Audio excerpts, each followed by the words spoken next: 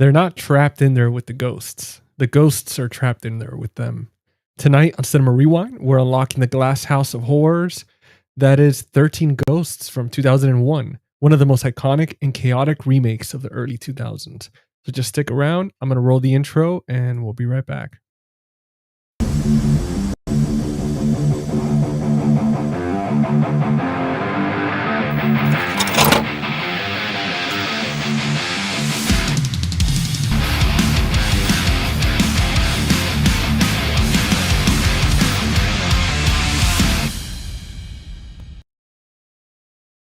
All right, guys, welcome back to Cinema Rewind, the series where we rewind the tapes and films that terrified us, thrilled us, and shaped the way we watch cinema.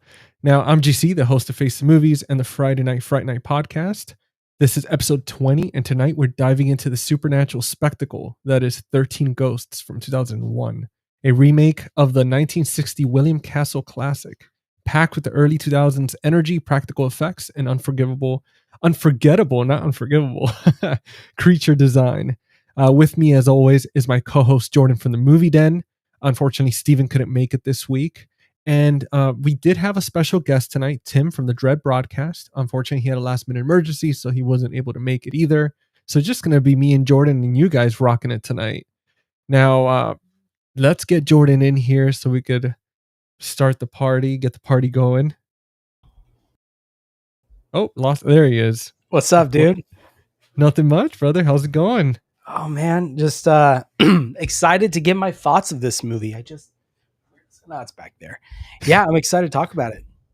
Oh, you're talking about this masterpiece right here? There it is, right there. Yep, that's it. Dude, I'm so excited to talk about it, man. I know I grew up with this film since high school, and I know you just literally recently watched it. So coming from two different eras of watching this film from when it first came out to now, I'm so stoked to be able to hear your thoughts on it. I know there's going to be some interesting stuff in there, that's for sure. But before we jump in there, let's hit up the chat here. Let's see who's in here. We've got our usual suspect, PP Dangler. What's up, man?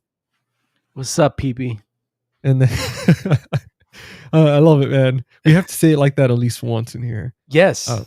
But let's see here. Yo, what's up, fellas? Never was a huge fan of this movie. Just revisited last year. Are they making a TV show or something? Actually, I'm glad you brought that up. That was a topic we wanted to talk about tonight. There is talks about a TV series. I saw a poster yesterday mentioning 2025. Apparently, it said something about Matthew Lillard being attached to it. However, we know how the internet is. There's a lot of speculation and stuff going on. But what I can say is that I heard about this a year or two ago, and they were talking about in the series that they were planning on doing each episode would be based on one of the ghosts. I could understand it would limit the series to only 13 episodes, or I guess 12 episodes. If you've seen the film, you know what I'm talking about. But yeah, so I think that's going to be one of those situations where we're pretty much just going to have to wait and see what happens. It would be interesting to kind of hear the backstories and see how these ghosts became those I think ghosts. That's pretty cool. They could do a 13th episode. It's the finale, the final one. Yeah, it would definitely be a limited series, similar to like what Netflix is doing. I mean, a lot of the TV shows are doing nowadays, streaming shows. Oh yeah, dude. I mean, and that's the only thing. It would be interesting if it did well. How would they explain like a season 2 or something? Unless they do some sort of prequel to kind of like the guy where he's like how he became rich and how he was able to come up with the idea to collect the ghosts and stuff like that. Yeah, I don't know. That'll be interesting. I feel like if they would do it, it would be smart just to limit it to just the limited series, kind of like The Haunting of Hill House, and then Haunting of Bly Manor and stuff like that. Oh yeah, absolutely. I mean, dude, that would be epic, man, just to get something like that. And hopefully if they were to pursue that, they do it now with the practicality that we have and special effects and all that stuff. I'm sure they could revamp it and make it so much better. Yeah, imagine Matthew Lillard coming back, but this time as Cyrus. Oh, dude, that would be pretty cool. See, that I would love that, just because, dude, Matthew Lillard could do any role, man. Especially like we're talking about behind the scenes, we're talking about the life of Chuck. He's in that film. He has a small role in it and absolutely killed it. So I could only imagine him being Cyrus and just seeing him all like unhinged. That'd be sick, man. And we got Alexander. What's going on? What's going on, Alexander? Pink Palace Movies. Good evening. Great to see you here. Oh, that's right. We got Movie Den in the house. Ha! I'm here. It says, did you guys hear they're making yeah. Well, yeah, I'm already answering a little late, sorry.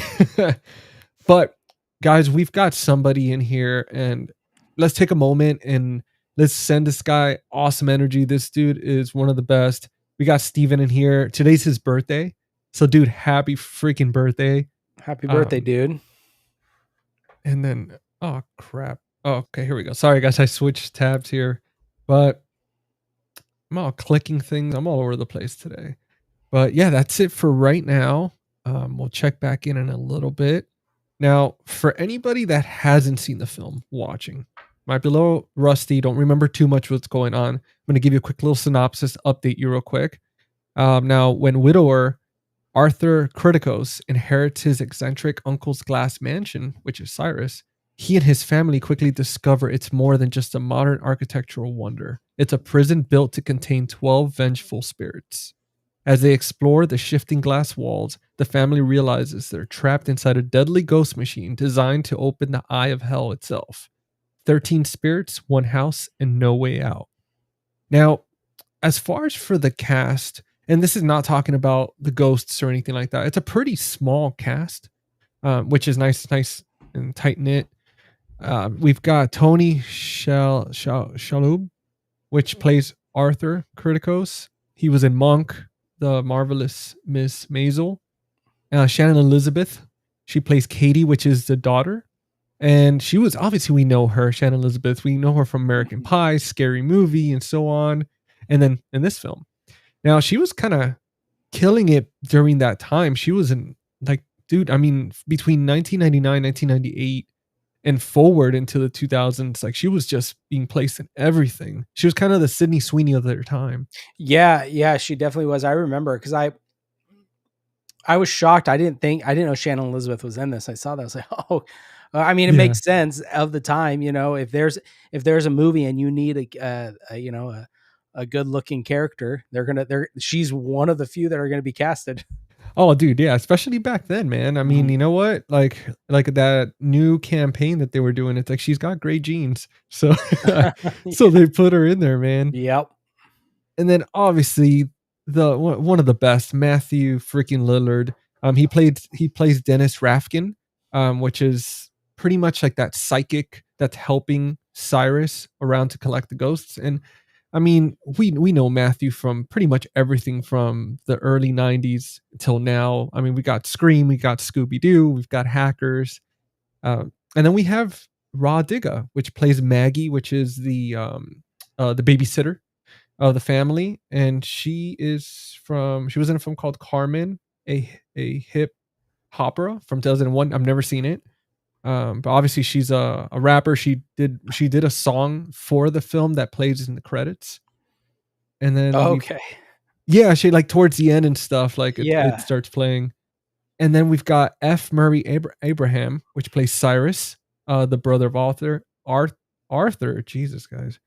And he was in Amadeus from 1984 and Scarface from 1983, which is funny because now that I'm thinking about it, I do remember him in Scarface. Mm-hmm. He was like one of the goons.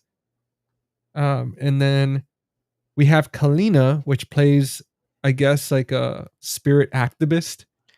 She's the one that like just shows up and they don't know who she is or why she's there. That's Kalina, her, right? Okay. Yeah. She was also in the beginning of the film where she was with that guy that she shows up and she's kind of like, Cyrus, you can't be doing this to ghosts and stuff. But she was in Army of Darkness 1992 and she was in Matilda 1996. But that's who was she in Matilda? Was she the mom or? I think she was the teacher. It's been so long since I've seen Matilda. Yeah, I could have swore she was a teacher, but she probably was. Dude, yeah, it's I haven't seen Matilda since like VHS days when I was a kid. But it's funny because she looks like the wife of Arthur in this film. Like they both looked almost the same. So in the Yeah. beginning of this film, I was so confused because I was like, wait a minute, doesn't she die in that fire? Like, how What's did she? what was her name again? The The actress? Embeth Davids. Yeah, she's Miss Honey. There we go. I was Yeah, looking up the cast. she looks so different in this film with the short hair, and I think that's what it was. The short hair and the Yeah. nose piercing kind of threw it off a little bit. But yeah, that's it, guys, for the cast. So now we're fully updated. We all know what we're talking about here, so we don't get thrown around here. Yeah, and Pink Palace movie says, yeah, it was Miss Honey Matilda. And Alexander says, happy birthday to Steven with a V, not with a PH. There we go. That's Stephen. Dude, I swear, whenever you say Steven, doesn't the movie The Cable Guy pop in your head? Yeah. When he's like, Steven. Steven. When every time Alexander says that, have you seen that meme where it's like a Starbucks drink order and Steven with a PH, but it's PHTEVEN and has the dog with the big overbite? Steven. Steven. Yeah. Dude, it reminds me when they're playing that game, and they have to guess the password, and he's like, the password is Nippo. Yeah. He's like, I'm not gonna say that. I'm not gonna say it. He's like, you I need have to see that movie again.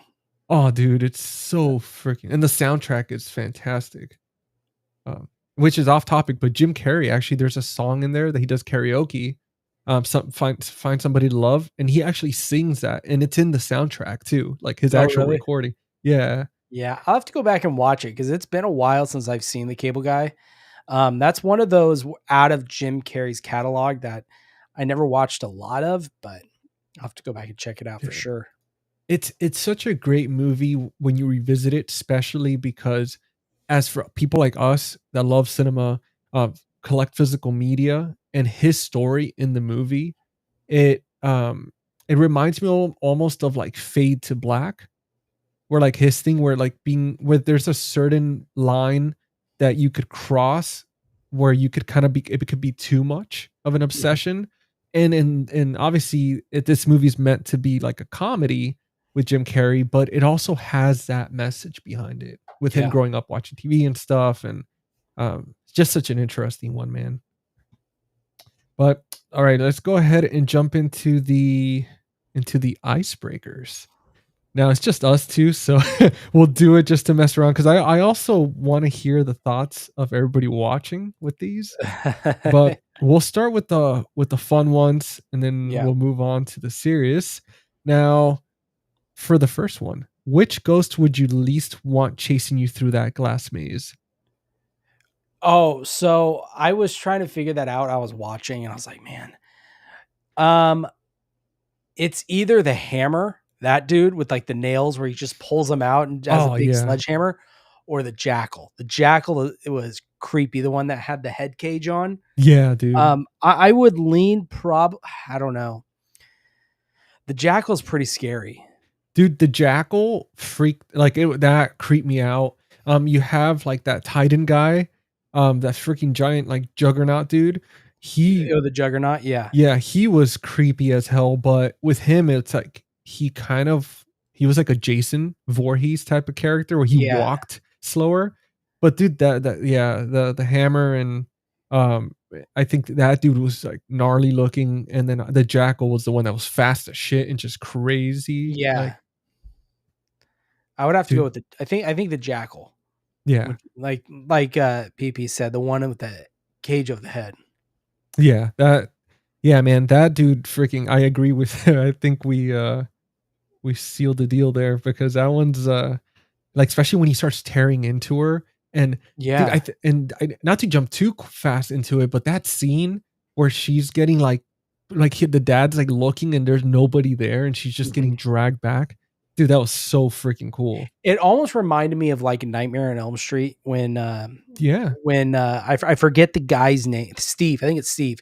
Wasn't that his name? Who's was dating Nancy or not Nancy? The friend. Yeah. What's her name? Let me see here. Isn't it? I think it is. I'm terrible with names, guys, and so you're gonna learn that. As you watch me, I am awful, awful with names. Dude, I am the same way, brother. Like sometimes if you see my videos, like you'll see my Tina, face. Tina, there we go, Tina. Tina, yeah. So that whole scene, it reminded me of that. Rod, it was Yeah, Rod. So when Rod was watching Tina just get ripped apart, that's what it kind of reminded me of.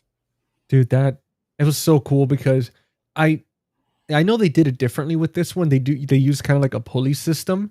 And then you see at one moment where Shannon Elizabeth gets like when she hits the wall and she really did bump her head.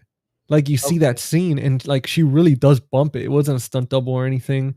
But yeah, it's so well done the way they did it, man. Especially with the flashing every so often. It was like between horror and almost having a freaking seizure. Yeah, Yeah, this whole movie is. I mean, it's like when did this come out? 90 2001. or 2001, dude. It feels just like a early 2000s movie. It's so funny. Oh yeah. No, dude, it really is like the acting and the like even the way they behaved, everything was just so Mhm. different, man. So different. Yeah, Like the nanny was just unfiltered, unhinged. She was yeah. funny as hell. Yeah, the hammer, absolutely. We got Broke Boogeyman. What's up, man? Thank you for What's up, joining us. dude? Now, let's see here. Now that we've established one of the creepiest ghosts that we don't want to be around, the next one is if you could redesign the Black Zodiac with new modern ghosts, what kind would you add? Oh wow, that's something I'd have to think about. Do you think you would throw in like the Tar Man from Return of the Living Dead in there? I mean, if we're picking characters from other films, yeah, I'd probably use him. Um, Because I'm that's trying to, actually a good one. There's a few. What would you do? dude. I think I would do Tar Man. That would be an interesting one. As a ghost, I think like Pumpkinhead would be like creepy as shit. That could replace that Juggernaut guy because it's Yeah, Pumpkinhead's like huge. Um, throw in Pyramid Head too. Why not? oh my god, man. Replace him with the Jackal or something like Oh, that. dude, they're gonna need to build a bigger glass house at that point, like for the Yeah, remake to fit these freaking giant beasts in there, man. yeah. Um, I'm trying to think. The dude, the red face guy from Insidious, Oh yeah, that creepy dude. the demon looking Yeah, plays the what's that Tiny Tim music? yeah. That Yeah. would be one that I'd put in there because I mean to me that it's creepy as hell. So I would have that. What other characters? I'm I trying want to to say look at my movies to get an idea of like creatures. I want to say Slender Man would be interesting, but at the same time, like I don't know, just because you can't see the face, it wouldn't be as. And we already have a lot of big people in there. Yeah. Um, like Leprechaun could probably replace the Jackal. You could put some of them from Critters, put a couple of those in there as filler. Yeah.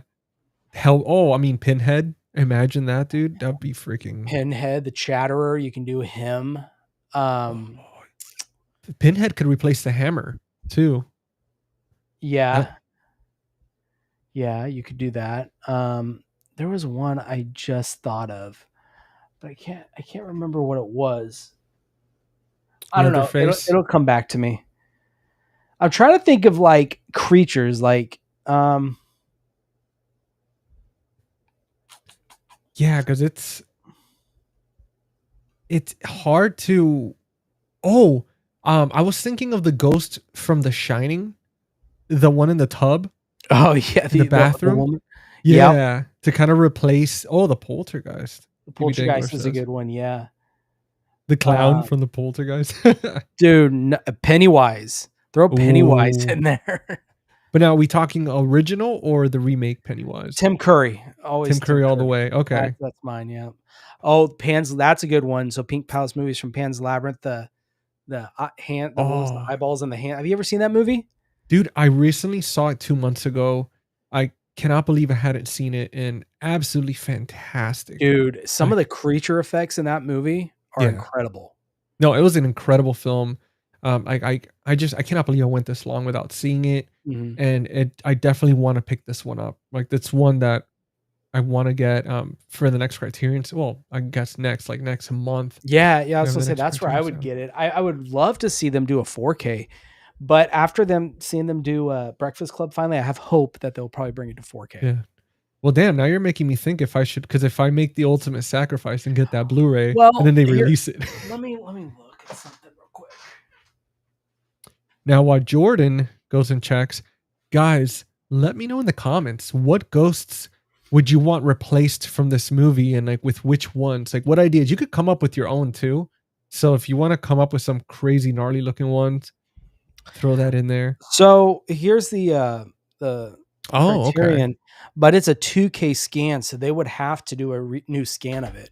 So I Oh, don't know how likely that is, because I know like with Breakfast Club, there's a couple of other ones that they were 4K scans that only released on the Blu-ray. So damn. I would have said if it was a 4K scan on a Blu-ray, I would have been content with that. But mhm. I mean, 2K still. I mean, I mean, it's it still looks good. I mean, I'm oh not yeah. complaining. So yeah. Now, sorry. So now that we've rounded up a few ghosts, now we're gonna jump into the serious question. Now, Jordan, I know because you just watched this one, I don't know how much this question will pertain, but anybody that has seen the other one, let us know. Now, do you think 13 Ghosts works better as a remake or as its own standalone horror movie? But again, I know that you just saw this one, so it would be kind of hard to gauge compared to the original. I personally have not seen the original. Um, I haven't seen the original either. yeah. So, and I did see in the making of this one that they kind of try to do their own thing. Like I know from what I heard when the original came out, which was really cool, they did this whole 3D effect. It was like one of the first times that they were trying to do this type of technology. So when you went to the theater, they had the special glasses that you would Mhm. wear to watch the movie, so the ghosts in the film actually stood out more. Eh, which is freaking like, dude, crazy to think during that time because this was in it's 1960s. Yeah, Indicator looks like they have a release of this. Oh, that's cool. I didn't Yeah. know. I didn't know they did that one. Wonder if it comes with the glasses. That'd be cool. Dude, that's crazy. In 1960, they were like, "Oh, let's try 3D." But I heard that William Castle, he liked experimenting a lot with his films. So it wasn't the first time that he was trying to bring some new technology and new stuff. He really wanted to make like the cinematic experience as enjoyable as possible for people and just always make it a Mhm. different experience. So that's cool. I definitely want to check that one out um and just see the difference. But from what Yeah. I've heard, this one's totally I know with the glasses in this film that was their way of adding that nod to the original.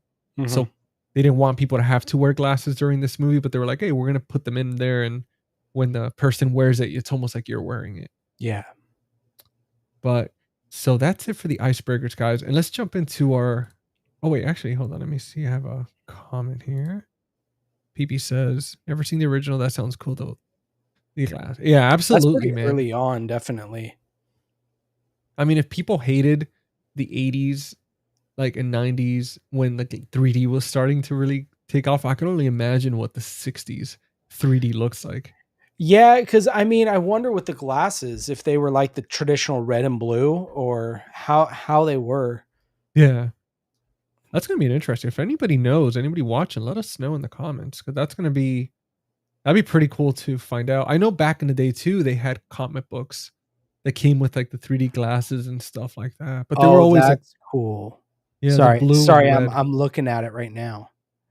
So it's like a viewer, and if you look through the red lens, says the ghost viewer, and if you look through the blue lens, it's the ghost remover.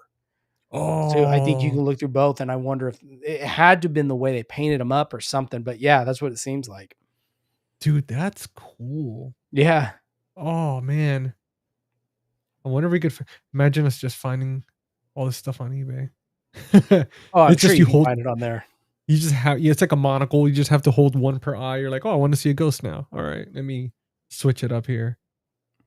Now, dude, let's jump in to the story itself. Obviously, again, me growing up with this film, I remember when it first came out, I was just freaking my little high school brain was just exploded all over the damn place.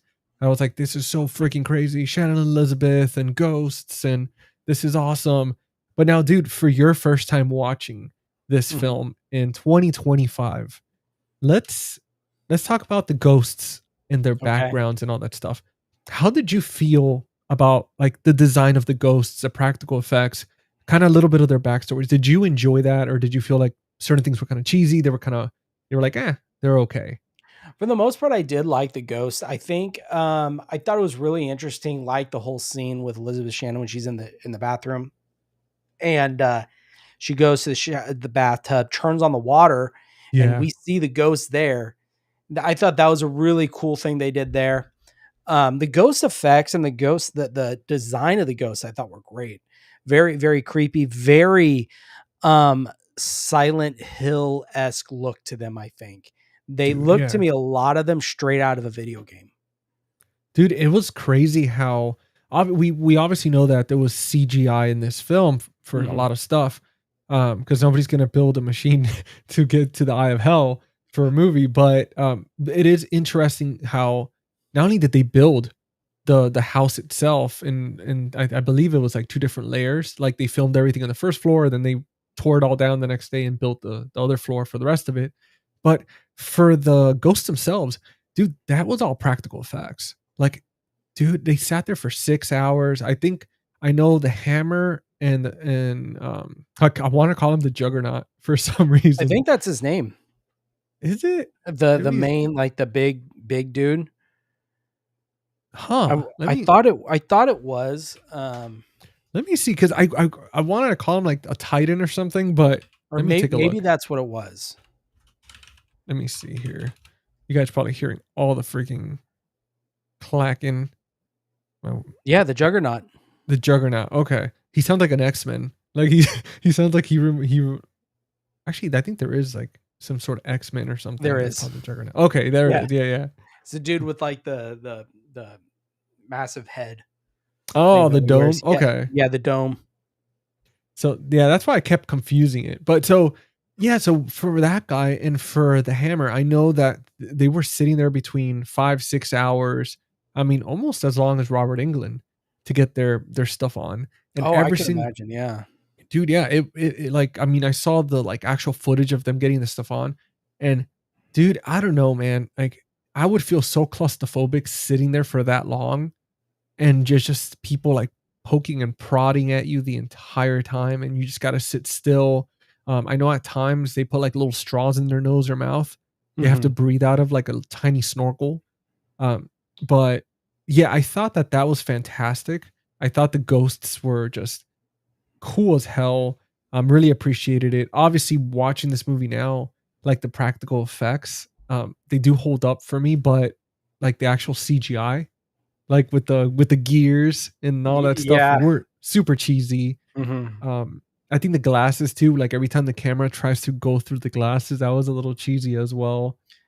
I don't know. I if I could critique, it was the glasses to me. They looked like safety glasses, like you would get to wear on a construction site. Yeah, I like thought those. shooting range type Yeah, stuff. they look like shooting range glasses. Exactly. I was trying to think too. I was like, man, I know what they were trying to do, but I feel like they could have maybe explained a little bit more of the science behind the glasses. Because I know Matthew says that in the film, he's like, oh, there's this such and such glasses, but that's it. And it's like that's very it's like, oh yeah, it's they're don't worry, they're just ghost watching glasses. It's like, what do you mean freaking ghost watching glasses? Like, what are Yeah. you talking about? Like, I need to know more, man. Like, how the hell did you come up with this shit? Like, this is crazy. But yeah, dude, like is out of all the ghosts, what is there one that stuck out to you that like you love the practical effects the most out of? Oh, for sure the hammer, because there's that scene if you watch where it's like in his shoulder or his collarbone where he pulls a nail out of Oh him. And yeah. I was like, that's cool. That's some cool practical effects. I thought his was great. I think the hammer was my favorite out of the Yeah. ghosts. I think it just that the effect, the look with the nails all over him and carrying around the sledgehammer, that's just scary. Yeah, he was like a medieval pinhead. Like that's what he Yeah. reminded me of. Like in Yeah, the he book. wore like the chainmail and everything. Yeah, for Yeah. sure. He was definitely like a demented blacksmith, which was pretty cool. Like I know, dude, and it's crazy because so for the Hammer and for Juggernaut, they do have interviews with them in the making of the film, and those were Okay. the only ones that they interviewed. Like they actually had the few minute interview asking them about the characters and all that stuff and the makeup. So I'm assuming that's what they. I felt like they had a lot more screen time besides the Jackal. Mhm. But dude, so watching behind the scenes, the Jackal was so tiny standing compared to the Juggernaut. Like the guy looked like he was like 5 feet. Like it was insane because they're walking together at one point to get ready to film, and the Jackal like runs into him on purpose, and you just see them like staring off at each other, and the freaking guy like the Juggernaut just runs off. But dude, that guy was like so freaking tiny next to him. The Jackal, yeah. Um, you know, you don't. I'd have to watch the special features because I honestly haven't got to watch them yet. Um, but yeah, that the Juggernaut was pretty creepy too, of course. Yeah, and then broke Boogeyman saying it's the Juggernaut. Let's see, I wonder if they transposed animation over it. Yeah, and then that's when he was talking about the 3D Mhm. glasses from back in the day. I mean, it would make sense. Like that's how they would have to do it. Oh yeah, we got Well, it's Keith. kind of. Have you seen? Oh, sorry. No, no, go ahead, brother. Have you seen? Now, I don't know what movie it is, but it's an old movie, and it's this scene. It's like early practical effects, and it's so cool. It's this woman, and they painted paint on her face, and they used filter lenses, and it reminded me of what uh, That's cool. who was it? Broke Boogeyman had said where so the woman is she's painted up like a witch, but they put a filter over the lens to block out all the paint, so she looked like a normal older woman you would see anywhere. And then as she's laughing, they transition the filter, and she transitions into that witch, that very gross, ugly, the way her features are.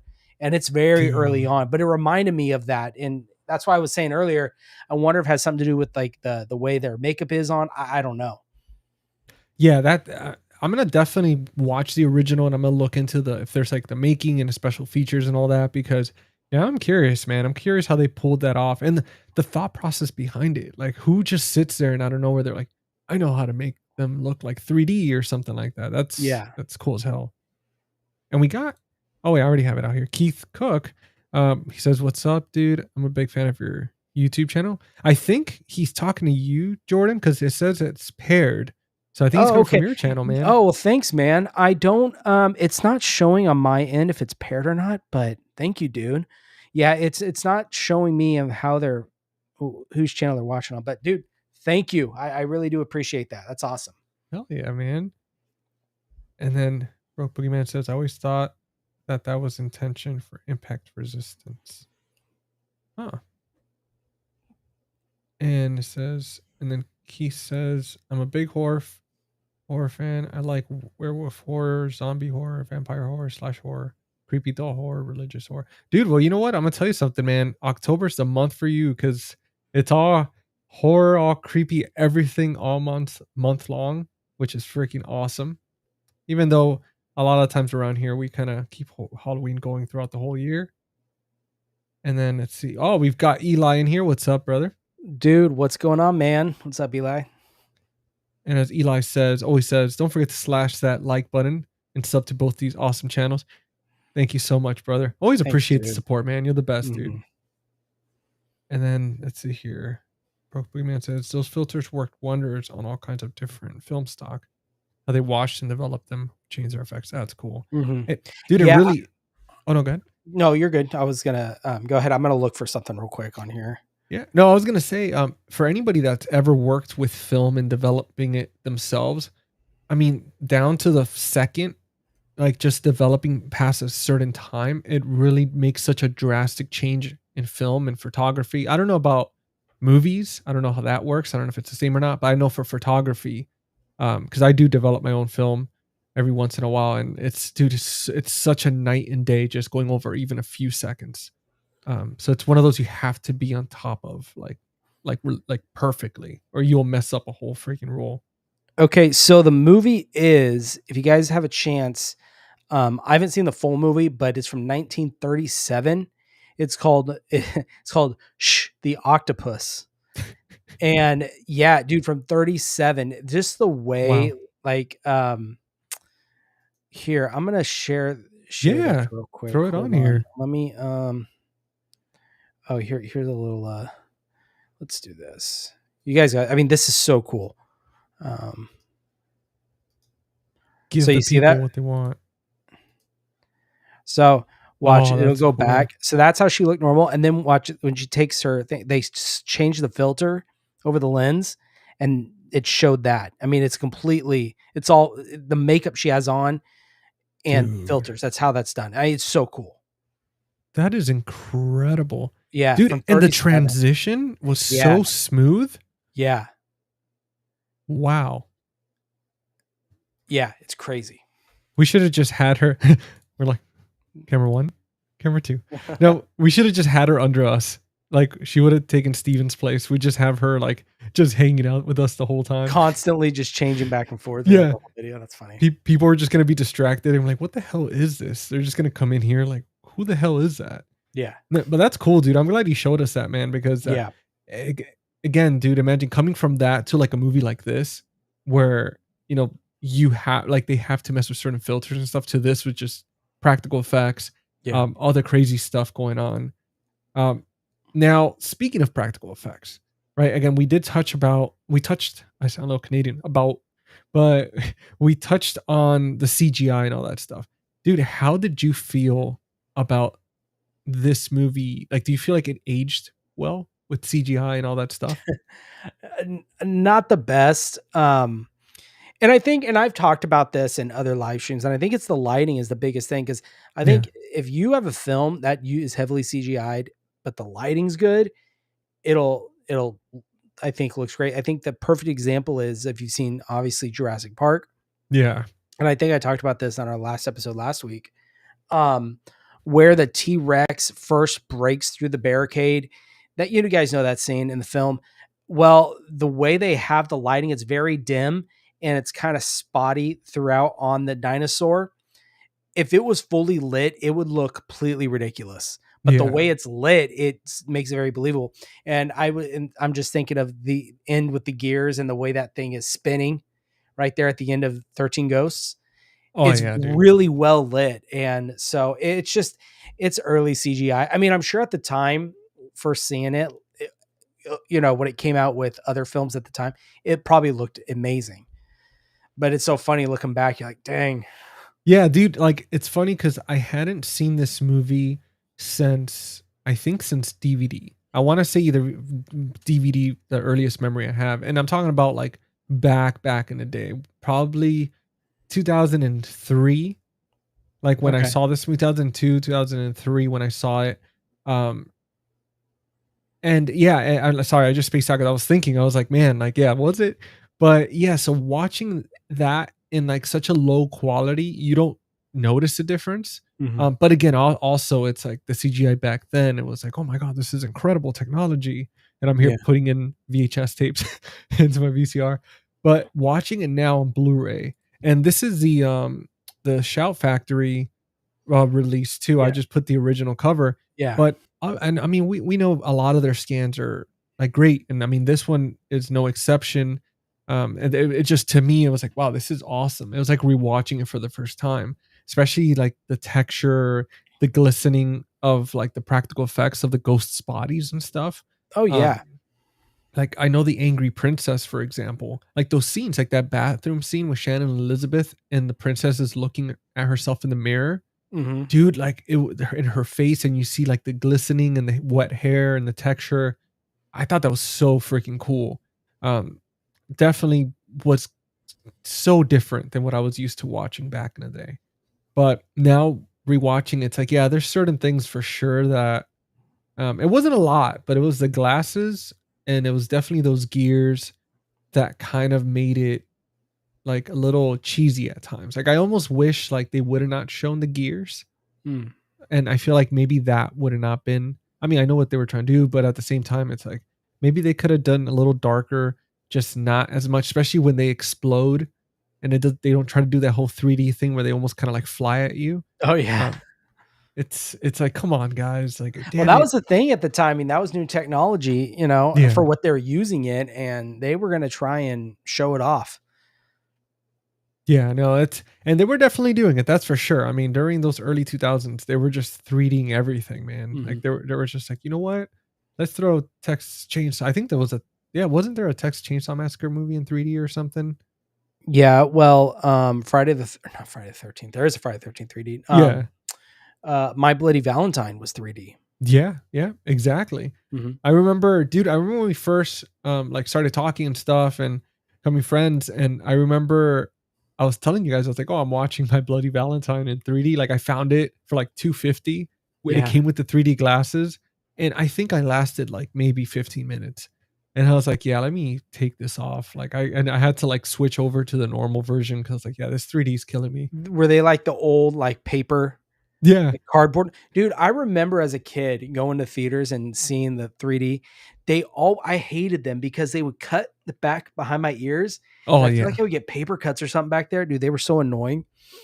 Dude, they're so uncomfortable. Like Mhm. I'm telling you, like 10, 15 minutes in and you're just sitting and because they're all universal size. So if you're like, I mean, if your head's big or small, it doesn't matter. You're gonna be uncomfortable. Like I always wonder who they made them for. Like, Yeah, it's like that's my thing is I kind of go back and forth with like the Nightmare on Elm Street collection set yeah, with like the 3D. I don't know if I'm going to watch it on 3D because I don't know because I'm not a fan of that. I mean, it's cool, but we'll see. yeah, yeah. I mean, honestly, I really wish they would bring it back and like really work with it. And I mean, especially with the technology that we have now.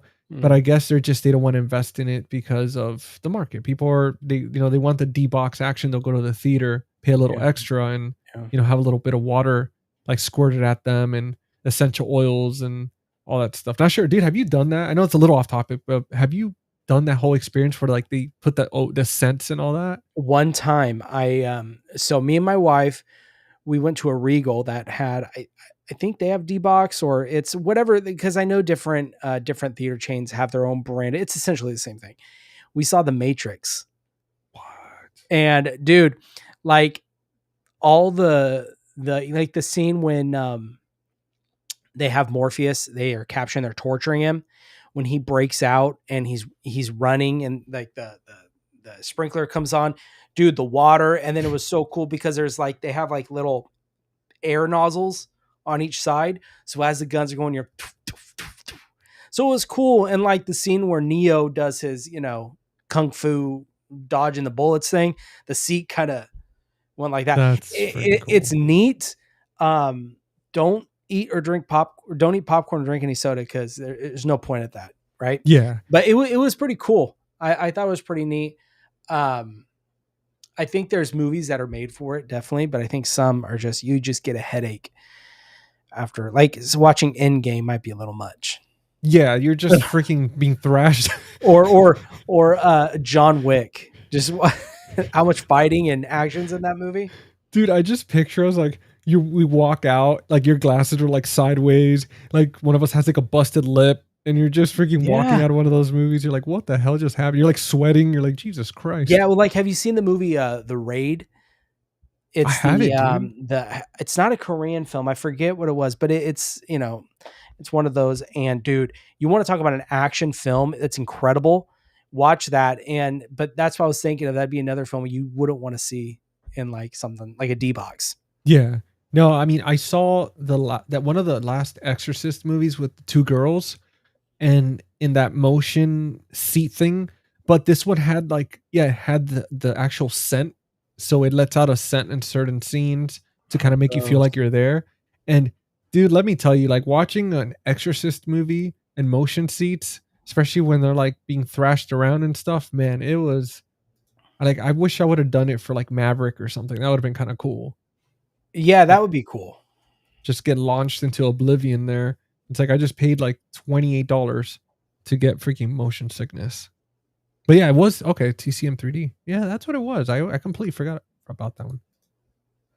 Now, dude, So we talked about practical effects, right? We're talking about the CGI that obviously certain things still hold up pretty great. Yeah. But then again, we look back and we're like, again, that CGI was a little rough at times. Unless you're watching this movie like how it came out. Like you're watching this on VHS, you're watching it on DVD, you won't notice so much. Blu-ray, you start noticing. Mhm. I don't think I'd want a 4K for this just because that's to where it gets to that line where you really notice the imperfections. Unless they tweak the lighting with it and maybe do some magic. Not sure how that they would pull that off because I wouldn't know. You guys seen my videos. Like there's only so much you can edit with these type of videos. Now, I want to talk about like the ghosts that steal the spotlight, right? We've talked about the hammer. I feel like that's one that you brought up a few times that for you it took out the spotlight. Was there any other ghosts besides like I know hammer, the jackal, that really stuck out? Yeah, well, there was two. There was what I don't know all their names. The princess one, of course, she had a The pretty angry princess. angry princess. She had a pretty big screen time. But there was something. The prince, he carried around the sword. Wait, You I thought it was a bat. or was it a bat? I don't know. Oh, the dude with the leather jacket. Yeah, that had part of his face was all. Oh yeah, jacked that up. was a bat. Yeah, yeah. I see. Yeah, no, he was pretty cool. Oh, the torso. Dude. That's another one. The torso. So I watched the making for that, and it's crazy how they did that, where they kind of had to like help him kind of like move himself around, and they Mhm. just put like a thing over his face. But everything else, like the prosthetics and everything, whenever it came to filming that scene, people did not want to be around him because it creeped him out. Out of all the characters, the one that creeped out the most actors was the torso. Really, I can Dude, imagine. it was, and it was weird to me because it's like, I mean, he had like just saran wrap around him, and that's it. And like, but everybody else, like this guy's pulling nails out of his shoulder, and they're like, "Oh, I'm cool with that one." It's just that torso over there with the saran wrap that I don't want to deal with. There's that thing over there. I don't want to be near it. Yeah, it's like freaking. It reminds me of that hand from Adam's Family. He's just there like freaking moving Oh around. yeah, by yeah. himself. Dude, yeah. I mean, I think the Angry Princess did a great job. The actress that plays her looks completely different than the Really? character. Dude, a complete opposite. Like it was crazy. That's how good that makeup was. But I did feel like for her, um, I don't know. It felt like which I think she did have like a certain like rubber type suit on. I know with the hammer he had one on, and I know with the Juggernaut he had a rubber suit. But they are also like big dudes, so I think that's why they had to put them on them. Yeah, she definitely had something. You can tell. Yeah, Because there was that texture that seemed to that she was wearing some type of suit. yeah. Oh, yeah. No, I agree, man. Like a scent, a scent for Exorcist Believer would have been crazy, dude. Like I'm telling, like it was like it wasn't a bad smell, but it was definitely something like interesting. I'll say this: it's like almost it smelled like an old building or something. I don't know how the hell they pulled that Really? off. Yeah, they're starting to do that at they did that this year at Hollywood Horror Nights.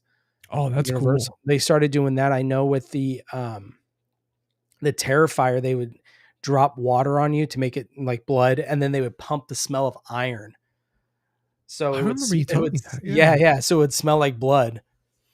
Dude, that's an experience right there. Hmm. You just walk out of there, you're like, why do I feel like I just got like that's creative as hell though. Yeah, it is. So you get home, it's like, why do I smell like a nickel? Yeah, right. A dirty penny. Yeah, dude, seriously. It's like, oh, this is why I paid the express line fees Yeah. just to go home and smell like a nickel for like a week. All right, so we talked about the ghosts that steal the spotlight. Now, I want to talk about that house, dude, because I remember seeing that house when, like, obviously they first pull up and everything, and I'm thinking to myself, it's like, dude, there's no privacy, like at all. And I was thinking about the whole bathroom situation. They do show how the bathroom, the glass, it's kind of like it had a certain material on it. It was like hazy, so you couldn't It was see like through a it. frosted glass almost. Yeah, Mhm. exactly. But it was definitely an interesting design. I thought it was pretty cool how they had the Aladdin and all that on the walls. But dude, tell me a little bit about your thoughts on the house. Like, did you feel like it was it built tension being in Yeah, that specific house? you know what it reminded me of is, now it's completely different design, but the in theory, it reminded me of, the, Winchester Mystery House, Oh shit. where it's Okay. you don't know where you're going, you turn it reminded me of that, which I had the awesome opportunity to go. I went to that house and able to do a tour through it, and it's like that, and that's what that house kinda reminded me of. It also reminded me of, oh, it was just on the top of my head. Um Oh, what movie was it? I don't know. It'll come back to me. Um, but anyways, dude, it was pretty cool. I Now the actors talking about how, oh, this is such a cool house, like it's awesome. I love this house. I love my room. I wouldn't want to live in there. Like you said, No. there's no privacy. There's no. I couldn't do it. Um, Plus, you get lost trying to go to the bathroom and probably piss in your pants. But I mean, it was a cool concept. I mean, wasn't it to keep the ghosts in or keep the ghosts something like that, right? Yeah, that's what it was designed. It was so the glass, it was shatterproof, soundproof, Mhm. and then it had like the spells or whatever on them, incantations or something. But it Yeah. was designed as a maze. So once the ghosts were let out, certain doors would lock and just kind of it was literally a modern day ghost corral. Instead of cows and livestock, it was literally just for ghosts. Yeah. But dude, it for me, that's one thing I thought about. I know for like a character, for Shannon Elizabeth's character, right? Developing young woman, and it's like you're gonna be in a see-through house, right? And then the little boy, he's like growing up, he's like they're all. I mean, we all went through puberty and all this stuff, man, and like the teen angst where like just with your hoodie, you're like, leave me alone. I'm gonna listen to Papa Roach and stuff like that. And I just picture it's like being in a see-through house where it's like if you're I don't know, if you're just sitting there and you're like on the internet or God knows what, like do you have your dad from across the hall just staring through the glass, just staring at you? He's like, "What are you Googling?" You're like, "I don't know. Like, I'm Yeah, not doing yeah, you anything had more here." privacy. Dude, nothing at all. It's like, dude, imagine and like all the rooms are see-through. The only thing was the bathroom. But even then, it's like you can still see shadows and people moving around. You just can't see the details. It's like, I don't know if I'm like breakdancing or something. And like, I don't want to be stared at whatever the hell I'm doing. Yeah. Or like if you're married or something, you have your wife there and it's like you have to worry about the kids walking by the hallway or something. And God forbid they're like a room away from you. Yeah, sorry kids, we're going to have a discussion about what's going to happen right now. Yeah. It's like, dude, I know those spells were powerful on the glass panels, but I mean, shit, like they're not gonna blind those kids. Like, dude, it's so That's funny. freaking. But it's. I thought it was kind of weird too because it's like for the rooms, like for fiber optic purposes and all that stuff. It's like I don't see any outlets at Mhm. all. Um. Also, like, how's the Wi-Fi gonna work? Like, if the glass is like shatterproof and soundproof, like, how is Wi-Fi Yeah, gonna? I would be worried about well, the lawyer. I mean, his Yeah, demise in the movie, like being caught in between a wall that's shifting and closing, dude. that'd be scary. Let's talk about that scene for a second because dude, how did you feel like how did you feel about that scene? How did it make you feel? Well, I thought he was gonna be the big baddie of the film. Yeah. And for them to kill him off, one, so fast, I was shocked. Like, oh wow, okay, so clearly I'm wrong. But the way they did it, and it was so funny. It was such a prolonged shot of just you're gonna watch this whole thing of his front half just slide down the glass, his back half just slide down the glass. And, Dude, and, and it even closed on him so much. You're like, okay, did it really cut him in half? Because he kind of stood there for a second. It yeah. was similar to the scene in Ghost Ship where the Yes. wire goes through the guy's mouth. Dude, I love that movie. Like I know it's a lot of people hate it, but this one really reminds me of Ghost Ship. Like I'm glad you brought that one up because that scene too where he's just like the eyes are moving and it's such an iconic thing whenever something like this happens to someone, the eyes are always just like kind of moving around. But with him, it's like the scene was so prolonged all the Mhm. way when he's like sliding down eventually, his eyes are still moving. It's like I would have thought, like, damn, dude, you got like split in half like 60 seconds ago, and your eyes are still It freaking. must be like the nerve endings just firing, going crazy, Yeah, so his eyes are going. You I know, guess. I don't know. no, so back in the day, right, when they had like the public hangings and the executions and stuff, and this is like back in the day, there was a certain I guess you could call him a scientist, where he had this theory where if he said if when somebody was beheaded, their head, like they were still alive, I think for either a minute or 2 minutes afterwards. And Okay. he decided to do the test on himself, and he sacrificed himself to be beheaded. And the way it worked was he told his assistant, he's like, I'm gonna blink and I'm gonna keep blinking until I die. And that was to prove that how long you were still alive until after the beheading. And I don't know if because he was trying to stop that stuff back in the old times, Mhm. or he was just wanting to know. Um, but it's a quick little history like fact thing. That's pretty cool. I've heard that somewhere. Now, the question is, did he blink? He did. He blinked for I don't, dude. I remember reading about this a long time ago, so I would have to look it up and see. But I do know that he did blink for a certain amount of time. Like it was proven that like he was still alive like after the beheading, and apparently it's just because like obviously you could hold your breath for like a minute for 2 minutes and still be okay. And same thing with like the brain, right? You only need a certain amount of blood pumping in for a certain amount of time. But I think something around like 30 seconds or some crazy shit like that. I just wonder because I think your body, your motor skills are still running, Yeah. but are you alive? That's what that's what I'm Oh, curious gotcha. about. You know Okay. what I mean?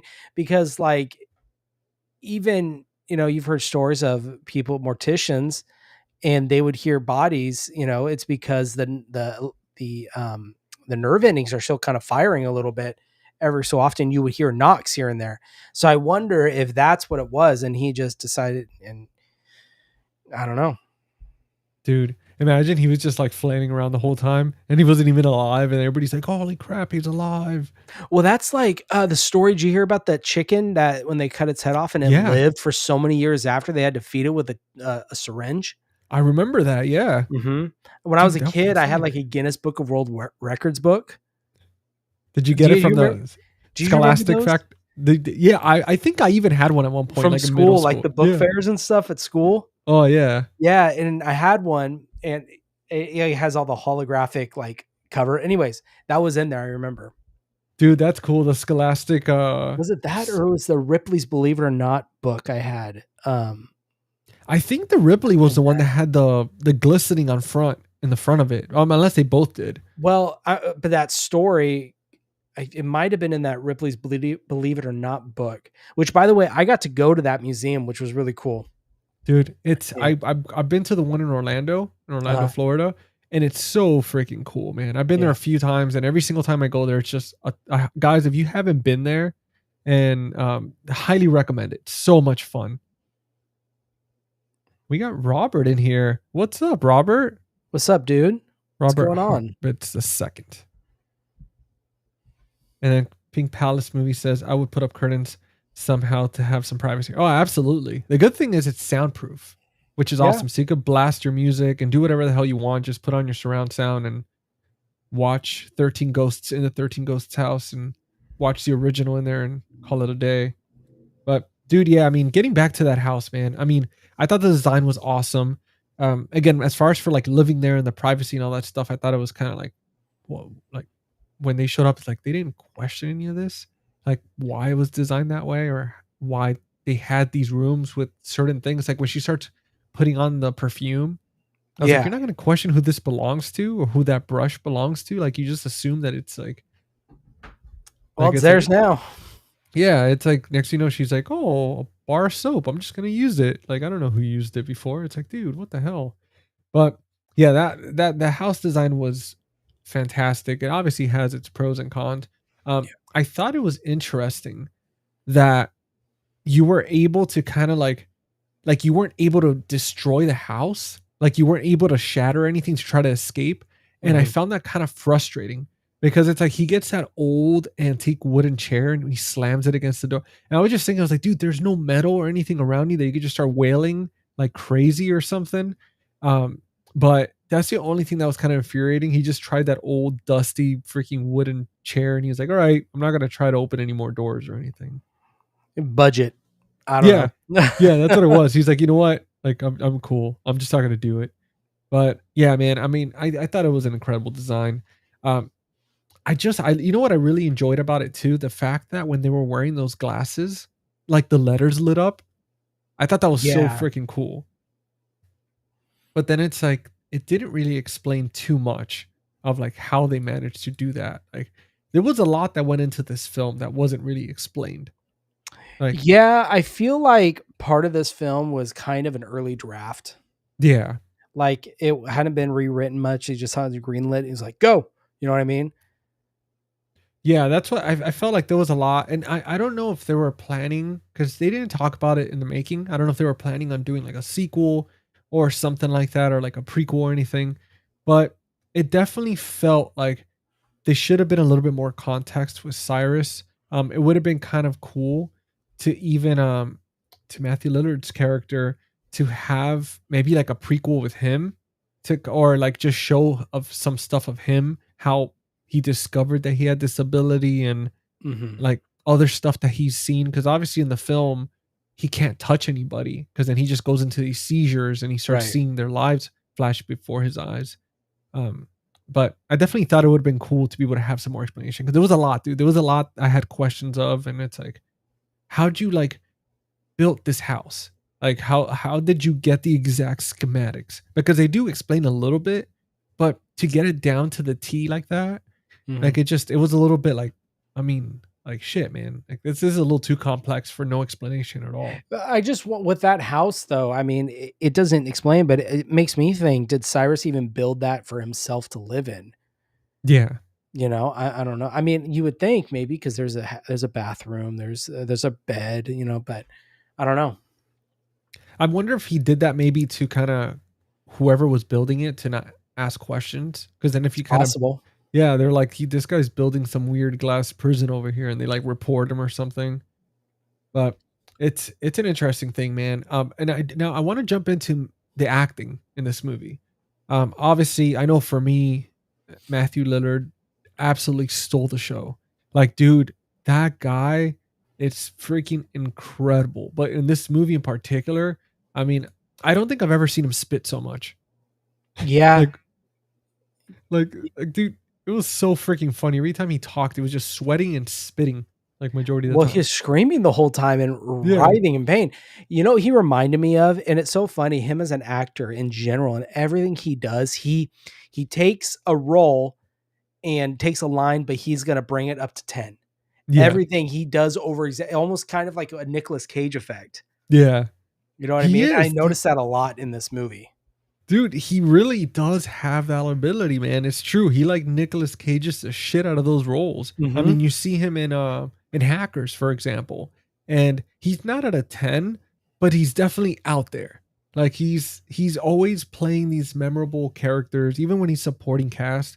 Um, I think the first time that I've actually seen him like pretty chill was in The Life of Chuck. Okay. Like, dude, that was one of those where he's just talking and explaining something, and I was like, wow, I feel like I never see him talk calmly. Mhm. Like I don't know. Like it was kind of like a first. Yeah. Like I mean, look at like Stu and Scream, another memorable, very charismatic type character. yeah, like You know what I mean? exactly. Mhm. But so for the acting in this film, dude, was there anybody that stood out that you were kind of like they don't belong here? I think I'm okay without them in this film, or any like not even just actors, but like maybe characters themselves. Maybe the nanny. Yeah, I felt like she really didn't, from what I remember seeing the one time, she really didn't have a, she really, I guess, didn't need to be there. There was nothing there that she had to do other yeah. than her messing with the faders and all that stuff in that room at the end. But I mean, maybe just to get uh, name recognition and to get a song, she probably did the song and said, "I'll only do a song if I get to be in the movie." It's probably a Yeah. contractual agreement. Yeah, and then they were like, "Oh, we're just gonna throw her in there." And then the whole time, it's like the dad is just making digs at her, where Yeah. it's like, you know, why am I paying you for? Because it's true, man. Like throughout the whole film, it's like she's not really doing much. Like in the beginning, we obviously start off with the daughter cooking, Shannon Elizabeth cooking breakfast. So the nanny's not doing anything. And then Mhm. in the house, she loses the damn kid. And it's Mhm. just like the entire time, it's like, well, what are you here for? Like you're Yeah. just causing problems. But no, Yeah, no, if go ahead. anybody, I think it would be her that I would say, "Nah, her Yeah. character's not really needed in this movie." Yeah. Her character was definitely at times annoying me a little bit. Like, Yeah. I mean, it was kind of even like there was a certain part in the movie that did make me laugh, and it was right after the lawyer he died, and then literally when she's like, "Oh, what happened to the lawyer? I think he split." Yeah. And I when I thought that was funny. dude, and it like I remember when I first saw this, I didn't catch that, and then rewatching it, and as soon as she says that, I was like, "Holy shit, that's hilarious!" How they just Yeah. kind of slipped that in there. Mhm. But I noticed that too, that's funny. that was a good one. And then at the end, obviously, when she's like ranting and she's like, "Oh, I think she's like, "Oh, I quit," but she was like, "Oh, I'm not dealing with this shit. Like, you don't pay me enough for this shit. Like, I quit." That was funny as hell. Now one thing I did kind of gloss over a little bit and I wanted to talk about was the start of this movie. Dude, this movie really starts off like right off the bat. Like right off the bat. It reminded me of like after that junkyard scene, which was dude freaking intense, man. It Yeah. reminded me of that the Freddy Yes. movie. Yes. Was it the end of, Dream Warriors where Yeah. they go back to the graveyard, or not the graveyard, the junkyard? Yeah, yeah. That's what it was. I started thinking about that. I started thinking about Nightmare on Elm Street.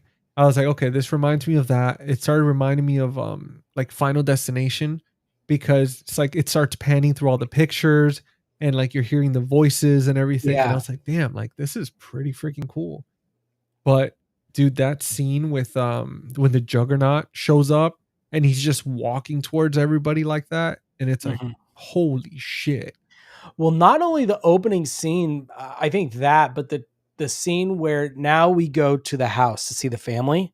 Yeah. That transition they did blew my mind. I thought it was so cool how it's a very nice, pristine house, and as Yeah. the camera pans, you could see it start to degrade over time and all that. And you could tell, I mean, because if I remember correctly, there was a fire at the house which caused the death of his wife. Yeah. Yeah. That's what it Okay, so was. you could start to see kind of the burn marks as it transitions, and then it transitioned into the new house. I thought it was so cool. Dude, I'm telling you, like this movie, it has a lot of gems. Like it really does. Like there's certain stuff, obviously, it's again early 2000s. So, you know, there's a lot you could poke fun at. But then they did so many things right as well. I mean, Yeah. I loved the fact, which we already talked about, but the practical effects, that was awesome. The creativity they did. I know, you know, when it comes to recording in a house, a normal house compared to a glass house, there's such a difference because having the people on set and then dealing with shadows, for example, or dealing with like somebody else showing up on the other side of the wall and stuff like Yeah. that. I know that was a little bit tricky for them trying to film this, but dude, they pulled it off. Like watching the entire film, watching it again, like I was very analytical about it and I didn't notice anything like that popping up at all. Like that was, I mean, for the work they put in, it was pretty well done. Yeah. No, I agree. I thought it was really good. Dude, I'm glad, man. I'm glad I brought that up about the intro because like that's cool. That I'm glad you like that one. I thought that was cool. Yeah, for sure. Yeah, dude. Like, let's talk about the early 2000s like production design. Like, did you think it was a little excessive with certain things, or did you think it was more leaning towards like, oh, that was pretty creative and that was cool that they tried some stuff like Well, I that? think the house in general was excessive. Obviously, that's the nature of the house. Yeah, The room with the gears, the final room where the brother and sister rise up in the chair and like the wheels are spinning around them. Um, it was funny. There's a couple scenes, and you probably think there's no way, but it reminded me of the gears, all that stuff. Remember in Casper when they go down into yeah. Casper's dad's like lab and all the stuff going off. That's what it kind of reminded me of. Um, but I think that was really the only over the top production wise that I noticed. What I did notice, and you haven't brought it up yet, I don't know if you plan to, but the overuse of slow motion in this movie. Oh my god, dude. Yeah. Dude, No, it is everywhere. and then the Like flashing, like the freaking flashing, flashing. but I definitely notice like the slow motion, like when the uh what's her name, the older sister, the actress, Um, Shannon Elizabeth. Shannon Elizabeth, when she falls on the bed, right, Yeah. slow motion, and it cracked me up. It reminded me of like a Dove face wash commercial when she's sitting Yeah. there and he's splashing her face and smiling with the angry princess just sitting there with the knife all bloody, and she's just sitting there, the smile. It cracked me up. Dude, and Um, it's funny because of the reaction to the angry princess where she's just staring at her like, why the fuck is she in slow motion? yeah, right. Well, there was tons of that, and like when the little boy is going down, that door opens and he goes down there because he hears him Yeah. calling him. Slow motion. Like they used it a lot in this movie. Dude, it was, but it's funny because that's like when we look at the tone and energy of the early 2000s type horror. I mean, dude, it was loud, it was chaotic, it was like a stylish type horror. I mean, you see it in movies like like you mentioned, Ghost Ship, The Haunting, House on Haunted Hill. You have a lot of that, like those very loud characters, those very slow motion, very like everything's flashing. Like I Mhm. felt like the early 2000s was was an era for horror where they were just either trying to scare the shit out of people or give them a seizure. Like I felt like that's what it was, man. Yeah, or they felt like that added to the scare. Like it was Yeah, just chaos. yeah, yeah. It was like when you go into a haunted house, like for example, Horror Nights, it Mhm. feels like they were trying to bring that into the film. So you're at Yeah, I home could and see you're that. like in a haunted house at home. But dude, yeah, I felt like there was certain things that were excessive like that, and it's funny watching the making of it. They were talking about like, oh yeah, we want to add this cool effect and this slow motion of this and speed this up, and like they were so excited about it, and then now it's like 20 something years later, we're Mhm. like, maybe you guys went a little too like trigger happy with that. Yeah, I think it's the way you do it because I don't know if you've seen any Lars von Trier films. Have you Dude, ever I seen any of his movies? He's done The House That Jack Built, Antichrist. He did what's that movie with Kirsten Dunst? Oh, I know which one. Melancholy. I think it's Melancholia. Yeah, Have you I seen saw those that one. movies? Okay. I mean, he uses a lot of slow motion and Yeah. all, but it's a style that he does that I really like, and I think there's a way to do it. I think with 13 Ghosts, it was almost comical the amount of slow motion and just kind of it felt random. It felt like we're gonna just throw it in here. It was like I I don't know. I don't know how to explain. Like they took they took a line and they're like, all right, let's go ahead and write this movie. Dude, it reminds me of that comedian from Instagram. I think I've sent the video to you guys before, where it's like when executives are like trying to come up with a new movie franchise or something, and they're in the boardroom, and the guy's all freaking like he just like doing like rails off the table. It's like Stephen King with what was that movie that he did with the killer trucks? I forget the Oh, name. Maximum Overdrive. Yeah, but that's the one I've heard. I remember Chris was joking around about it, where he's like, "That's you want to see a crazy movie that Stephen King like did, where he was all like coked up and stuff. It's like that's one right there where he's just like twitching and he's like, we got to come up with killer trucks and this Well, and that." another one is Life Force, the Toby Hooper's Life Force. Have you ever seen that? No, dude, I have That not. whole movie, the whole production team was coked up, dude. Oh, that's And that's why hilarious. that movie, it takes like 20 different turns. There's like it's a vampire, it's a zombie, it's an alien movie. It's all over the place. Yeah, they're all just freaking jacked up a Mountain Dew over there, dude. They're just That what booger a sugar. yeah, man, that booger sugar. Oh my god, dude, that's funny as shit. I saw a reel recently, like what I think it was yesterday, and the dude, it was so funny. He was like, oh man, like he's like, guys, because he thought he was gonna win money, and he's all like freaking coked up, and he's like, oh man, he's like, oh, I just called this guy to deliver some booger sugar, and he's like, I need that money, and it was funny as shit, dude. Like you just say you said that, it reminded me of it. Yeah. But yeah, no, that's what it was, man, with this movie. Because it's true what you're saying. Like, there's certain films where slow motion Like The Void, for example. There's certain scenes where when it comes to trying to showcase like this world building or destroying type scene, it's different. I mean, especially when you have a lot of these more artistic films.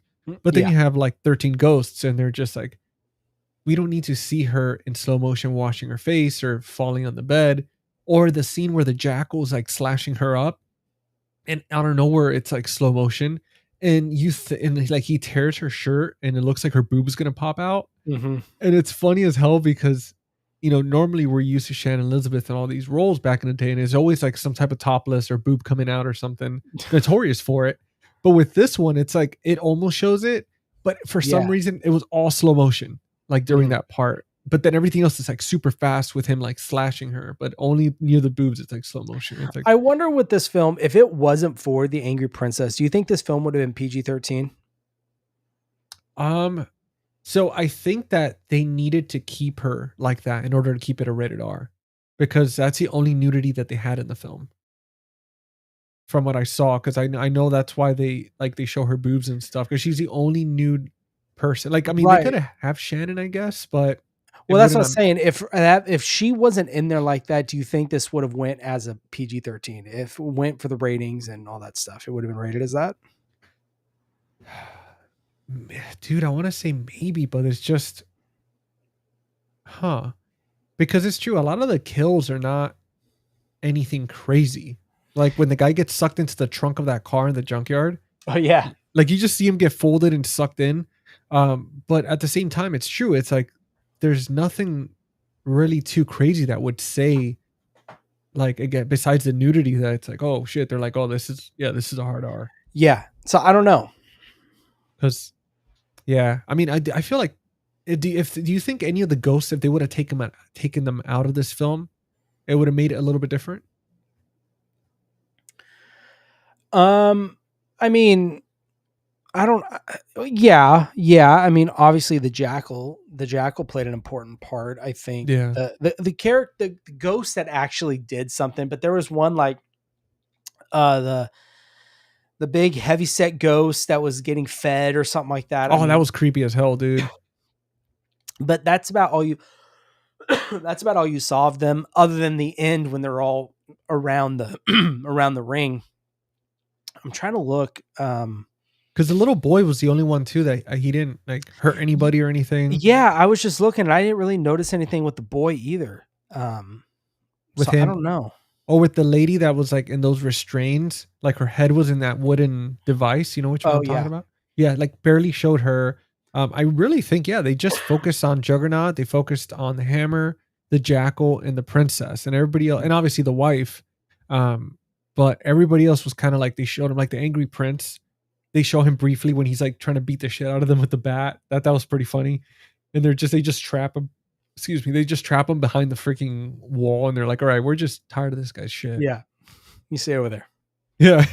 But it's true, because I was thinking, I was like, I mean, even if they got rid of a few of the, I know had there to be 13 ghosts, but if they came up with a different number, I think they would have still been okay, because they really only focused on those main three or four.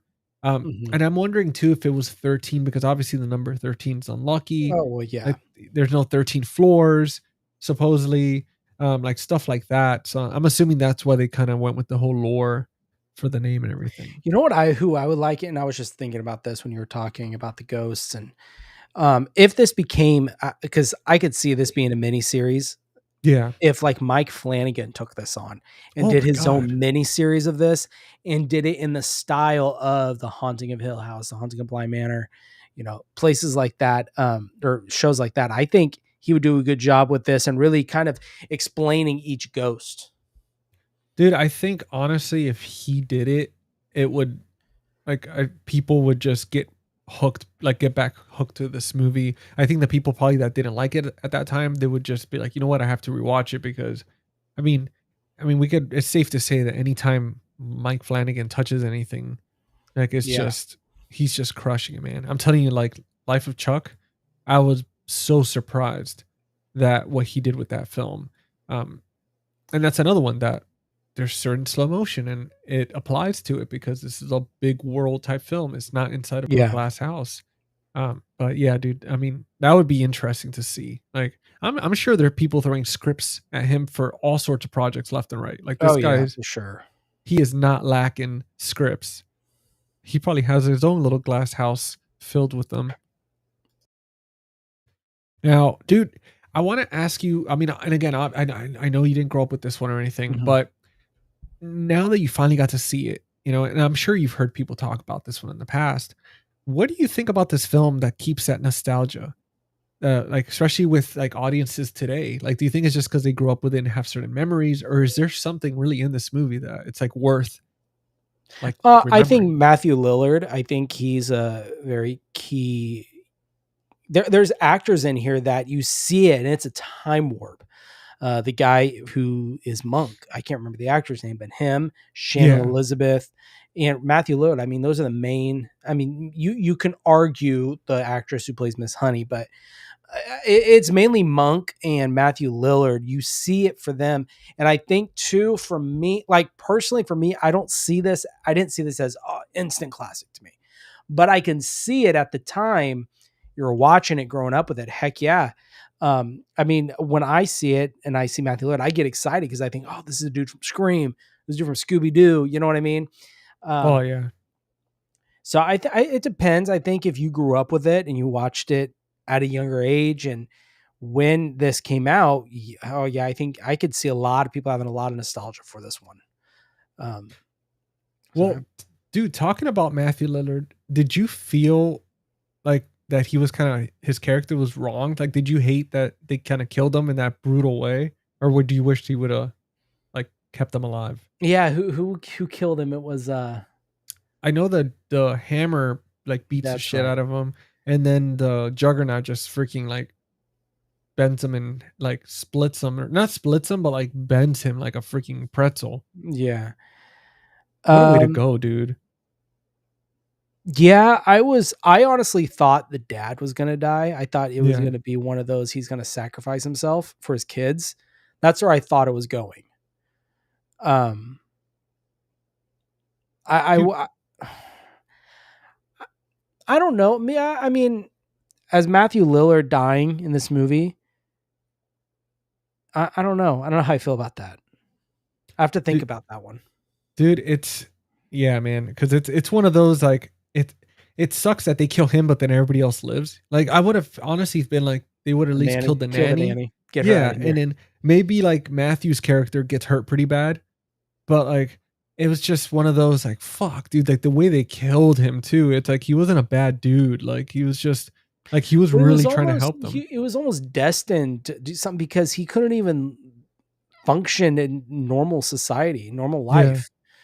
So, maybe it was kind of his way of going and living the rest of, living, going off in peace. yeah. Dude, I really hope that they figured out a way with whatever show or movie or remake, whatever they're trying to do. I really hope they bring Matthew back.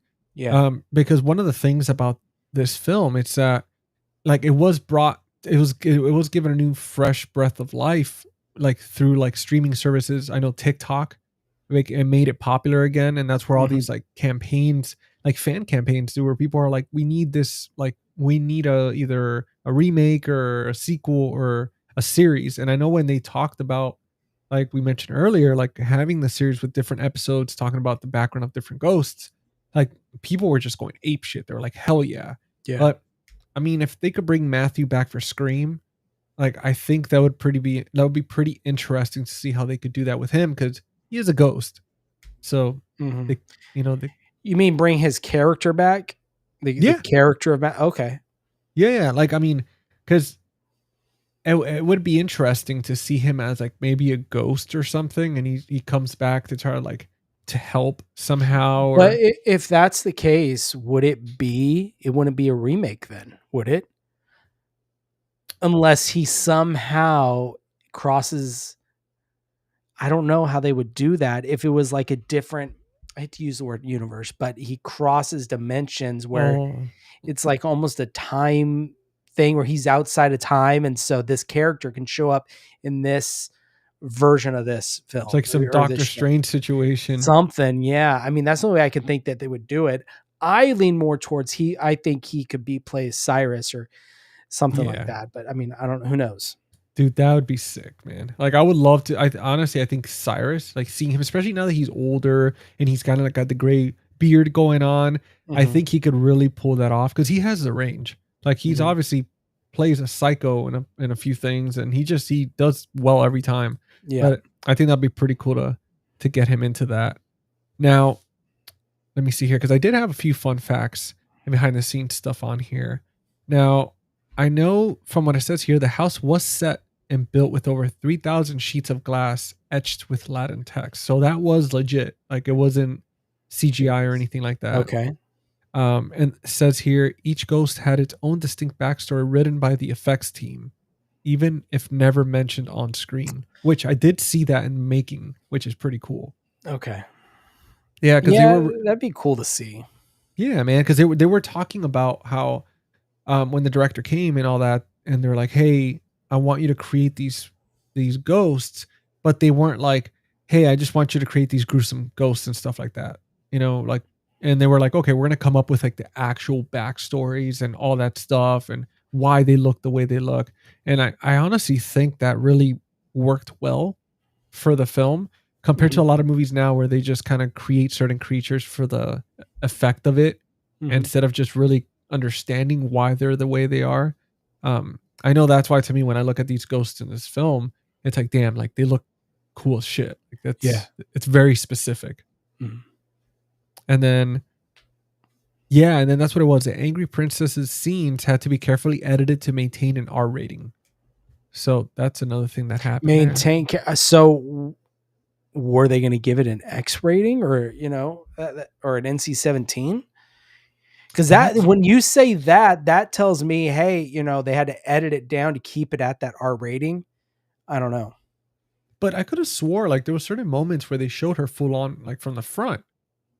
So you see like Okay. it looked like you almost see everything. I mean, but now I'm wondering it's like cuz when you think about her scenes in part actually yeah, her scenes in particular, a lot of the time it's like from like the stomach or torso Yeah. up.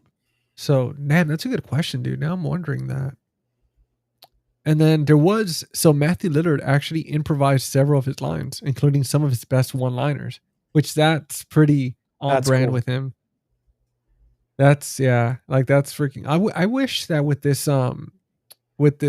this release they would have had more interviews with him because when he shows up in certain clips of him talking about the film, and it's crazy seeing him like young and he was wearing a Green Lantern t-shirt Oh, during really? the yeah, dude, he had like the Green Lantern like green t-shirt stuff in the interview, and dude, he looked like a baby, man. He was so young, and it was just crazy. But I wish they would have had like an interview with him now, talking about like the movie and his experiences and all that stuff. Because that's awesome that he got to improvise like that. Yeah. Yeah. No, that's cool.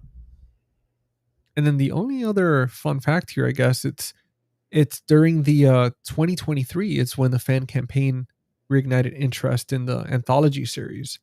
So that's pretty cool. That's cool. And then, oh, Aaron's here. What's up, bud? What's going on, Aaron? What's up, dude? Loves this movie. Hell yeah, man. Oh, and then he says BC17 and improv. I joined at the right time. NC-17. Yeah. Oh, dude, yeah, I know. We were just talking about like the Angry Princess and how they had to edit it a certain way to maintain the R rating for the film. So that's one thing that we were just talking about. And then obviously like with Matthew, like him getting to improvise a lot of his lines, which is pretty cool. Hmm. But yeah, dude, let's jump into the rapid fire round. Unless you have anything else to add in regard to the film. No, I mean, I think we covered most of it. I thought, yeah, I think Matthew Lillard, he's a treasure. So Yeah, dude, he really can't do wrong, man. yeah, He is so freaking awesome. And Robert was saying 13 Ghosts is one of my favorite haunted house movies ever. It's definitely the most unique I've ever seen, I think. yeah, You're not wrong, man. Like it really is a unique concept compared to the traditional stuff that we're used to. yeah. Oh yeah, brother. Cheers, man. And then all right, so let's jump into the rapid fire. And again, I feel like I know this answer already. I'm gonna throw it out anyway, but absolute favorite ghost in Black Zodiac. Oh, Hammer. The The Hammer. Hammer for Okay. sure. Yeah, now it's the Hammer, but the Jackal is a close second. But the Hammer, he's just brute force. The nails, I mean, just very, very gruesome. Um, I said this already. Reminds me of a Silent Hill character. Yeah. No, he's a mix between like if Silent Hill character and Pinhead had a baby. That's Yeah, him. or he could be a Cenobite too. Yeah, I can see Yeah. that. Yeah, because he had like the gnarly teeth, man. Like he reminded me of the clacker a little bit.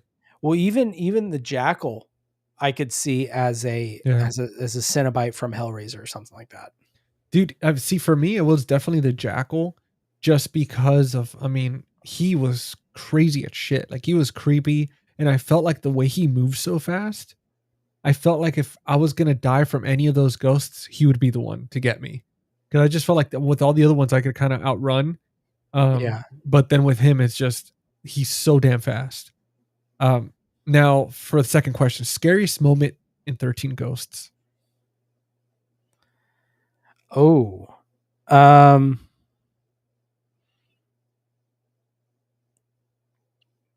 I'm trying to think. I mean, scary, honestly, and I know I said my favorite is the Hammer, but when the Jackal just comes raging like a rage monster running at you, that's pretty creepy.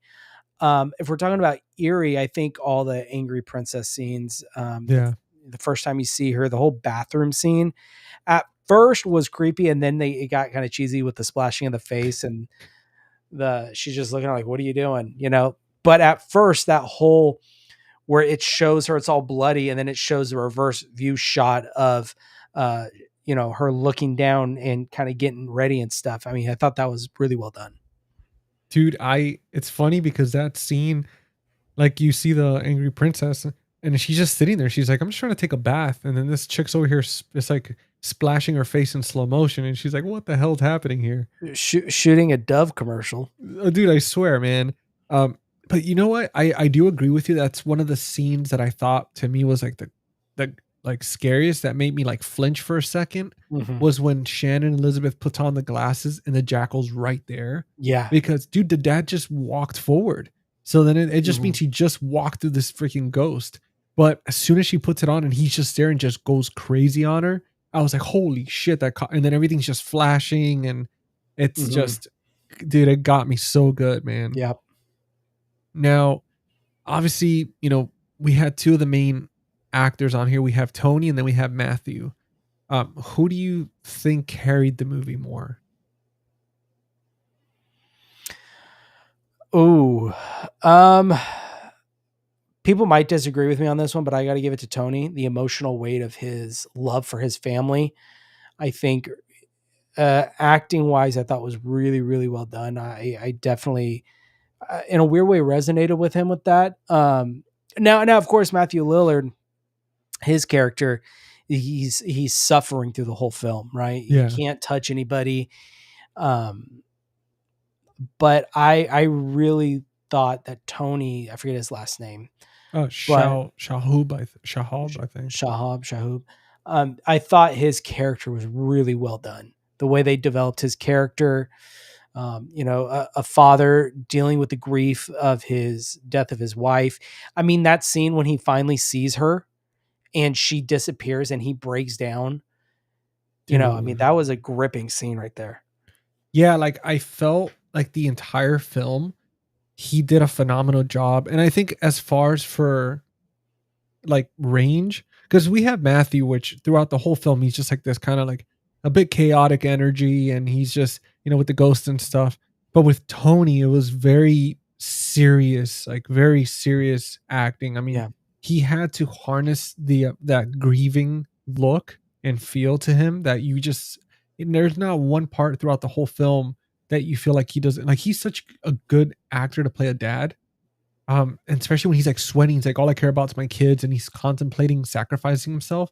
Dude, it was Yeah. so damn believable. Like he was And amazing. and it's crazy. You see, everyone sees him. They think Monk, this just kind of, uh, um, just very I would maybe kind of on the spectrum, very germaphobe type of comedy character.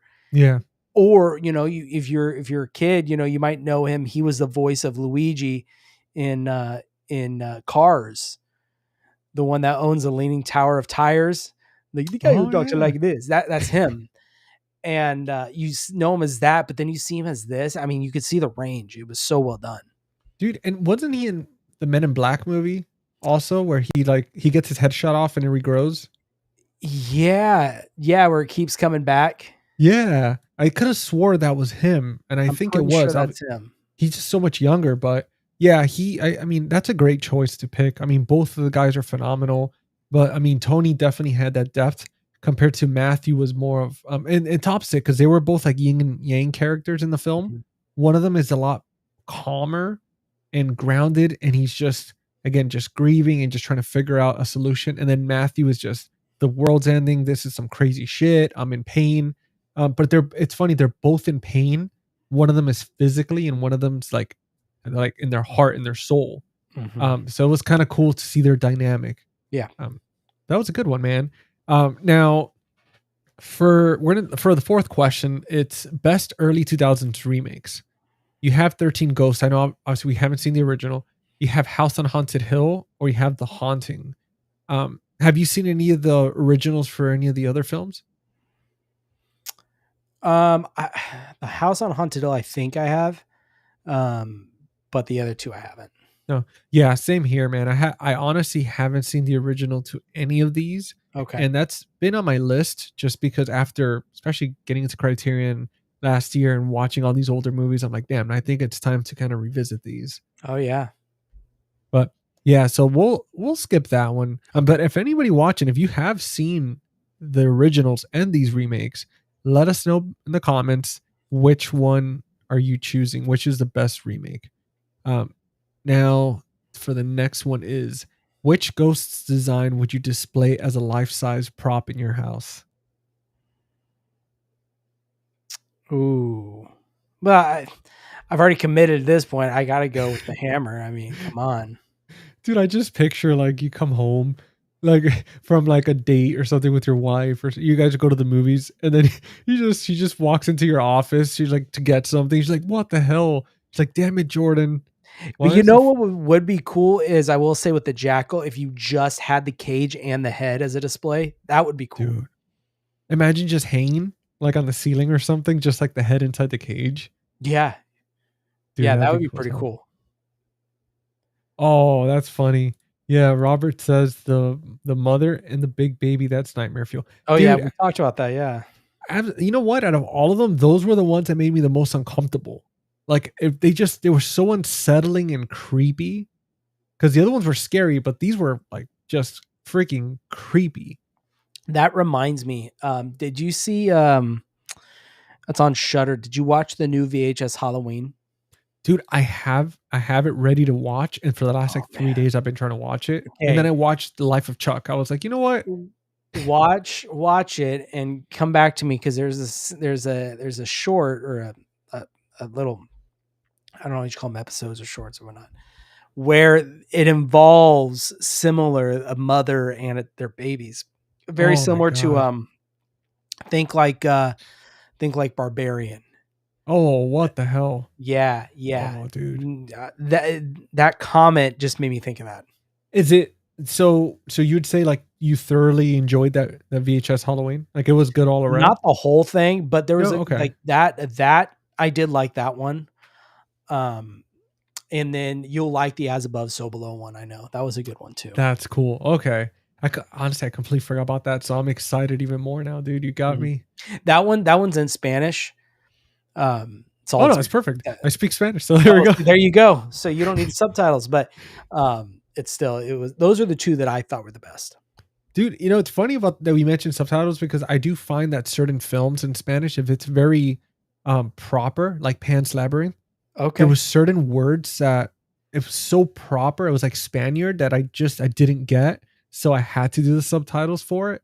But it was funny to watch it because my girlfriend was like, "Oh, it's in Spanish." I was like, "Perfect, I got this. Like I'm fully fluent." And then I'm watching, I'm like, you know what? Yeah, there's a few words here that I'm not understanding. I'm Yeah. like, what the hell did he just say? But it was very beautiful the way they spoke it. Like Mhm. it was very proper. It was very beautiful. Now, all right, so we picked our life size props for the house. Now, for the next question, what is your favorite early 2000s horror aesthetic? Do you feel more flashy or gritty? Gritty for sure. Yeah. I love a film that is gritty. I mean, that's why I love the Texas Chainsaw Massacre remake. I think is Yeah. incredible. The early 2000s and grit, I think are I love it. Dude, it really is, man. That's I know we were talking about that when we did that episode for Texas Chainsaw Massacre, which guys, quick little plug. If you love the remake or the prequel, yeah, it was 2003? No. 2003 was the remake, and Yeah. the prequel was two. So 2006, I think. the prequel, I can't remember because I know it came because they released there was the 2003 remake, and then there was another one they did that was a remake, and then they went back and did the beginning, which I can't remember what was in between the two. Yeah. I think it was I remember it was like with that cast with the dude with the blonde hair and with Jordana Brewster. Mm-hmm. That was a prequel, but I remember us which guys that was a quick plug that yeah, we Sorry, did that. Amityville Horror. So it Oh, was okay. the 2003 Amityville Horror, and then you're right, 2006 they came back and they did the beginning. And which that one I'm okay with, but that 2003, man, like that remake was gritty, it was crazy. I definitely loved it, man. I know we talked about it. So guys, if you're interested in checking out the Cinema Rewind episode, it's in the playlist. So go check that one out. That was a ton of fun. We talked about both films and awesome. So if you want some grit, there it is. Now, we got two more questions, and for this one is: would you spend one night in the glass house for $1 million with the Ooh. ghosts in the basement? Oh, if they're in the basement, yeah. Yeah. That's not bad. Okay. If they're in That's the a good one. basement, then I ain't got to worry about it. Yeah. Unless, but again, you got to remember it's like the movie. So maybe Uncle Cyrus is going to be like, hey, Jordan. Oh, well, see now you're throwing in different things into this. Now, if Cyrus is there, no. No. I prefer to live. Dude, well, the, well, you know what? Speaking of living, you've survived the rapid fire once again. Well, there's one last question. And for this one, how would 13 Ghosts work as an A24 film today? It would definitely I can if they did that, it would be a different take, I think. I guess you can call it an elevated horror 13 Ghosts. Yeah. Um I they would if they did that, it would definitely they would ground it even more, and just even the way of the color, um the color, the way they I can't think of the word, but the way they colored the film would look completely different. It would have more natural look, I would think, if it was A24 for the most part. I think the characters too. I don't. Well, no, that would be more Neon, because Neon I think would go nuts. They would just go Oh, balls yeah. to the wall if it was Neon. A24, I think they would lean into a lot of the psychological aspect of it, but I think it would be Dude, good. You know, dude, I think it would be, man, if they did this film and it was a blend of like maybe like the colors of like Midsommar or something, and Mhm. with like the darkness and the simplicity of the witch, for example. I was thinking that, or like Hereditary, or not Hereditary. Oh, Yeah, Hereditary. But that's not what I was thinking of. Heretic. That's what I was thinking of. oh, dude. See, this movie, I feel like this script would go good with them just because of how Mhm. creepy the ghosts are, and just having them just being there lurking and like stalking and stuff like that. Mhm. I would love to see them, like, dude, if they did something like that, or if somehow they did the series and brought on Mike Flanagan. Like, imagine that team together, dude. That'd be pretty A24, Mike cool. Flanagan, and then they brought back Matthew Lillard for it Yeah, somehow. that'd be pretty cool. Like him as Cyrus. Like, dude, that would be, if you guys somehow, for some reason, this episode somehow lands on your screens, like that's an idea. Like that would be freaking sick. Like, talk about a remake of a remake. Yeah, yeah. But if we're being honest, the one I could see doing it would be Netflix. I can see Netflix doing this. That's true. The only problem is we'll never get a physical release at Well, all. well, Haunting of Hill House has a Blu-ray you can buy. That is true. Mhm. Which is interesting, right? Because I wonder why they ended up on physical. Because it's Haunting of Hill House, and then it was the other show as well. It's like a double pack that they have. Was it the Bly Manor or what was the other one he did? It was like the Because it was both of the haunted house shows that mhm. got the physical, and then the vampire one is the one that didn't. Which I would love to get that one. That one is so good, dude. I don't know if you've seen it. I haven't seen that one. Let's see. Yeah, The Haunting of Bly Manor and The Haunting of Hill House has Yeah. a Blu-ray release, but you can get just the Blu-ray of, or you can get the Blu-ray just of The Haunting of Hill House. Wasn't it like I think it was like 12 or $15 recently. Like I think it was on sale or something. Amazon right now you can get it for $18.99 for the Oh, it's the extended director's cut of The Haunting oh of Hill shit. House. Yeah, which has an incredible score. I will say, Oh yeah. I love the score for that show. Yeah, I saw that. I think it was like Waxworks. I received the Waxworks is putting it out. Yeah. yeah.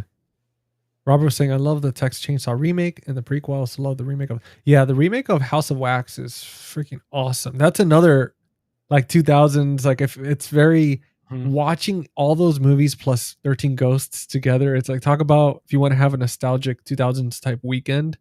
Mhm. Those are the ones. Yep. But now, so all right, dude. So we wrapped up the rapid fire round. Let's go on to the movie rating. I know for Letterbox, it's currently at 2.6 or 2.5 stars out of 5. What are you going to be rating this bad boy?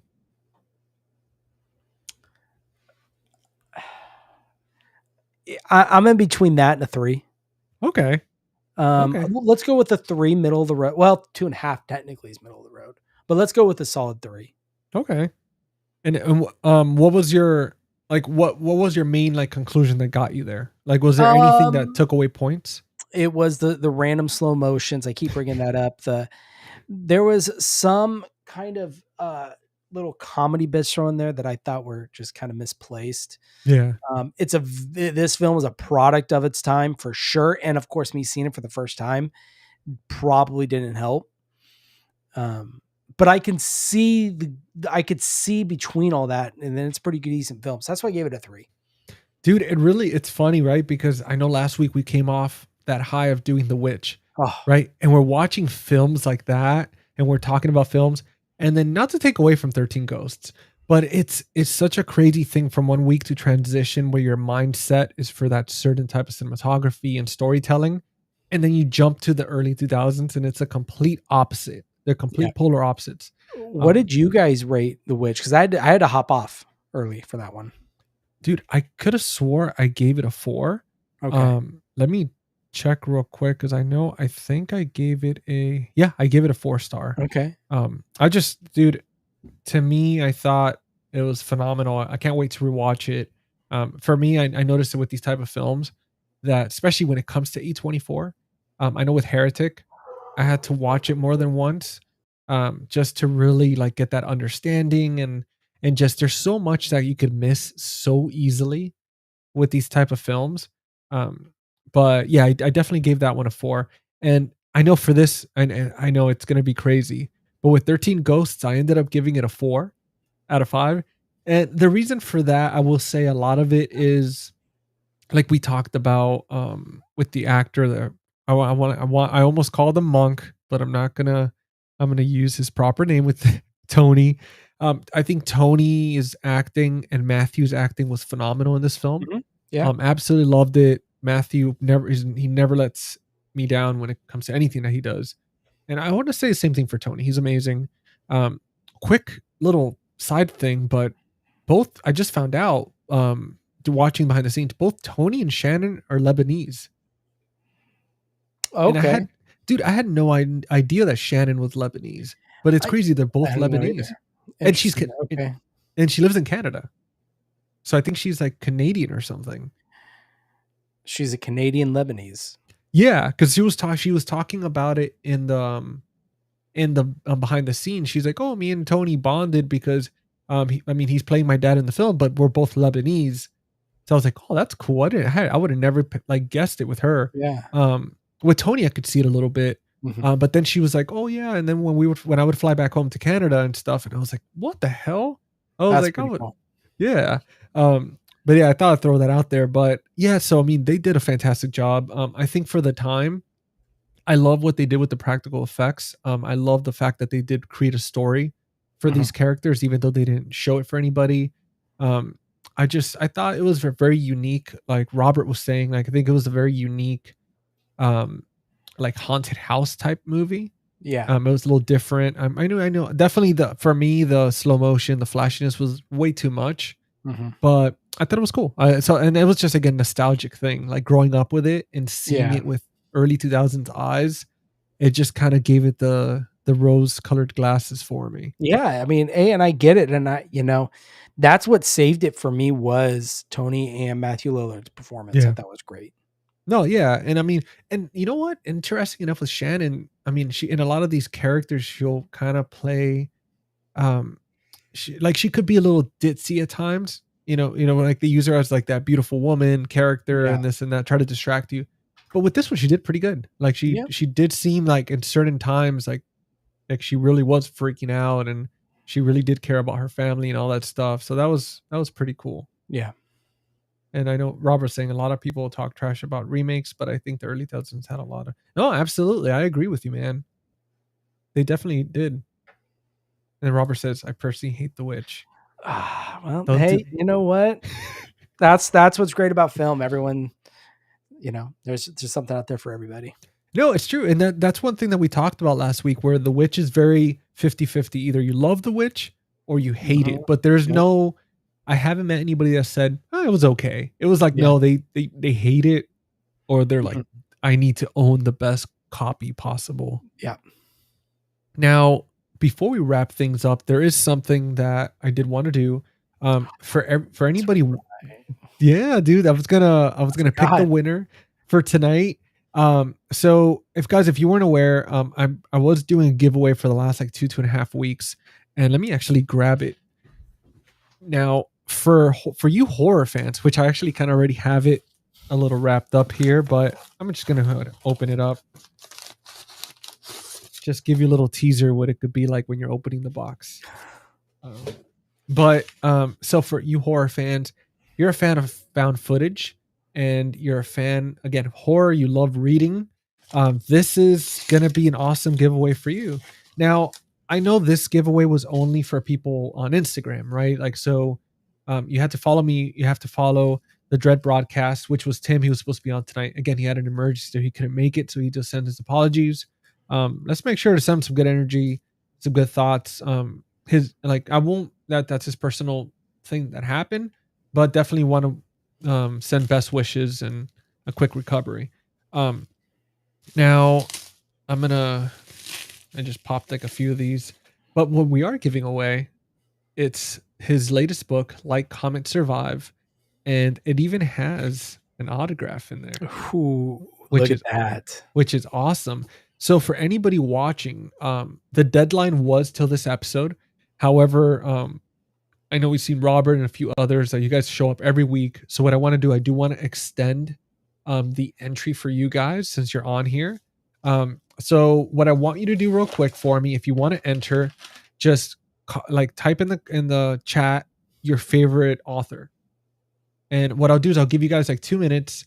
And then just type in your favorite author. I'll add your name to the wheel and then you'll be ready to go. And then we'll draw the winner live. Let's see here. All right. Yeah, dude, this is cool. I'm halfway through the book. And it's so awesome. Like it's so freaking like Tim is really good, man. Like I'm working on once I finish the book, I actually want to do like a little review video for Oh, it. dude, that'd be cool. Yeah, man. I was like, you know what? I really want to do it. And the way he wrote the book, it's pretty much like a transcript. So I'll give you a quick little example here. but it's actually here. Let me make the screen big. But yeah, it's like that. Not to spoil anything, but it's like a transcript, and it really reminds me of kind of like it's obviously a found footage, like horror book, Yeah. but it reminds me almost like the Blair Witch and what was the other, and like Hell House type style, like a blend of both. Let's see here. All right, I don't think we don't have any other comments. So we'll give you guys another 30 seconds. So if you want to enter, here's your chance. If not, we're just going to go ahead and spin the wheel and pick the winner. Let me actually get it ready here too. Let me share screen. Oh, here we go. And 2, I know he has other books as well, not just that one. No, yeah, he does, dude. Oh, here we go.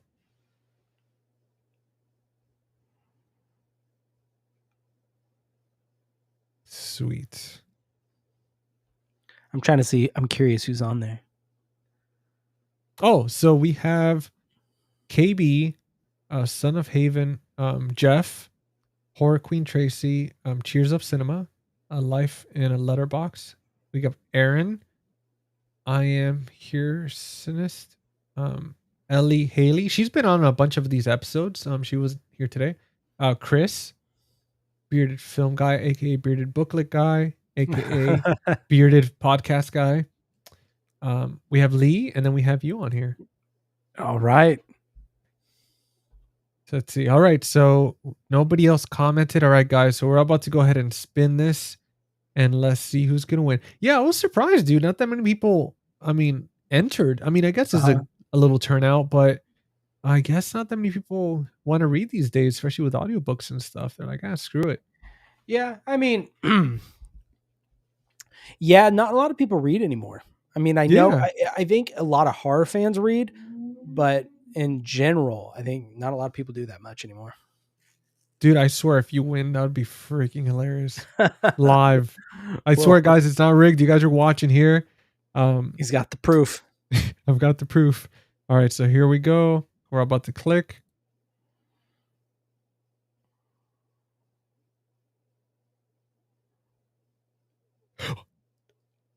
Oh, no way. Dude, no way. Are you kidding me right now? Oh, that's too good. That is, dude, that is amazing. Well, dude, I wish Tim was here to see that. Oh no, I gotta take a. Hold on, dude. This is amazing. I gotta add us here. Hold on. That's hilarious. Dude, this is so. I swear to God, dude. I was just saying, let me take a screenshot of this. Let me figure out. I think it's. Oh, perfect. It was like just a print screen or something. You save it as a PDF. Yes, this is too funny, dude. That is awesome. Well, brother, guess what? I'm gonna be shipping you this awesome freaking. Oh, let me stop sharing here. That is so damn cool, dude. That is so freaking cool. And how well, look who almost won. Freaking Chris. Chris almost won. Yeah. I honestly was that, or was that Cinema Whiplash? I thought. Oh no, that was Lee. Actually, I'm sorry. I thought it was. I think that's funny. And you know what I love about this? The fact that out of all my friends, Chris, you, and Lee are some of the big readers in the group. I was thinking, I was like, dude, that's crazy. Lee's about to win, and he has almost every Stephen King book. Yeah. And then with you, it's like, dude, I know you have the books, you collect them, you love horror as much as all of us. And it's like, dude, it's awesome, especially found footage. The fact that you have the Witch Second Sight edition, dude, you're gonna love this just in time. What I'll do is I'll ship it out tomorrow, dude, and then just text me your address. I'll ship it out. But dude, you even got the autograph in there. Look at that. So the lucky winner, dude. When he gets on the New York Times bestseller list, that'll dude, look at this. And guess what? We got, because I know he has hard copies, but for me, I got a copy of this one as well. Yeah. So we both have the same. It's just so much easier to carry around, and but dude, it's so damn cool. Oh man, Oh, he's gonna flip, dude. That's Oh, hilarious. that is so awesome, man. Dude, well, congrats, brother. Thank you. Thank you. Dude, that's so freaking cool. Um, and yeah, besides that, guys, I mean, that wraps up episode 20 of Cinema Rewind. We've survived the glass walls, the black zodiac, and the 12 very angry ghosts. 13 ghosts from 2001 might be chaotic, a lot of slow motion, a lot of flashiness, but it's pure early 2000s fun and horror magic. Huge thank you to my co-host Jordan from the Movie Den. Dude, as always, thank you for jumping on and hanging out, brother. I appreciate you. I'm so glad you won. And um, yeah, man. And Tim, dude, I mean, if you're watching the recording or anything, again, we're sending our best wishes and all that good stuff. You'll definitely be back on here. I know we're gonna be hanging out on Sunday, which, dude, Jordan, I don't know if you have any plans Sunday night, but Tim's doing like this online campfire thing where we're all just gonna hang out and like say ghost stories, and it's like a very Okay. chill thing. Okay. So if you're able to make it, I know he still has plenty of spots left. I know Q's Mhm. gonna be there. Okay. Um, Yeah, but I'll have to talk to Larissa, and if I don't have anything going on, then yeah, maybe I'll hop on. hell yeah, dude. But dude, thank you for helping us piece together the madness of Cyrus Criticos and the Ghost Machine. Yeah, dude. Um, let everybody know if you got anything coming up. I know we've got some surprises for next week.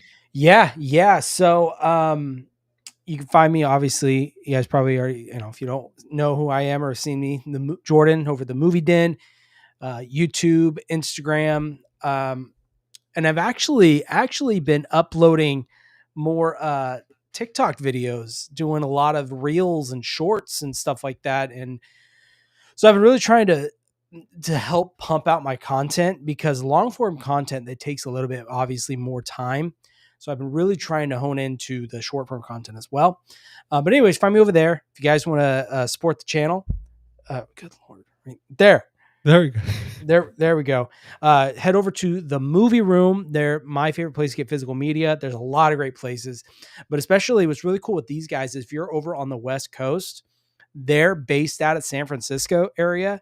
So you get your stuff very quickly than places like Orbit, Diabolic, which I've ordered from them before, but they media mail shipping, it takes a while. So if you're on the West Coast, this is an awesome place. Their packaging is ridiculous. They've been hooking you up with some stickers Oh, that's lately. cool. I So love that, dude. yeah. So if you head over there, use my code MovieDen10, save yourself 10% off, or you can use that QR code. But anyways, so yesterday, I didn't do a video today, but yesterday I uploaded my review unboxing of The Curse of Frankenstein, the new Hammer Films release, which it might be the release of the year for me. I think it's incredible. But anyways, check that out. Tomorrow, most likely, I'm going to have my review for Arrows in the Mouth of Madness. So be on the Ooh, lookout for that. hell yeah. And then tomorrow also, we're going to be unveiling what we've been planning for what seems to be quite a while. You guys probably have seen a bunch of the teases that we've been doing. So everything will be revealed tomorrow. I'm sure if you guys have been watching this, you already know it's Halloween adjacent. So, but that's going to be a lot of fun. So be on the lookout for that. And, and we were going to, so I do my Fear by Year once a month. We are skipping this month. Circumstances have come up. And so unfortunately we're going to have to skip this month. So we'll pick back up in November. I haven't picked a date. It will be a Thursday. We'll be covering 1981 horror. Oh, Drew was asking, Curse of Frankenstein, is that good? Oh, Well, yes. It's a Hammer horror film. It's Peter Cushing. Christopher Lee plays the creature. Peter Cushing plays Baron Victor Frankenstein, and he is my favorite Dr. Frankenstein. I love his character in that movie. hell yeah. And guys, make sure to check out that review too. I mean, if I'll add it in the description as well to this afterwards. So for wherever anybody watching this, check that out as well. But dude, I'm excited for next week. Oh, me Like too. it's gonna be so much fun. We definitely were talking about this quite a bit, and I mean it's a lot of moving parts, but it's just so Mhm. pumped. We're gonna have some cool guests to hang out with us. Yeah. Familiar face.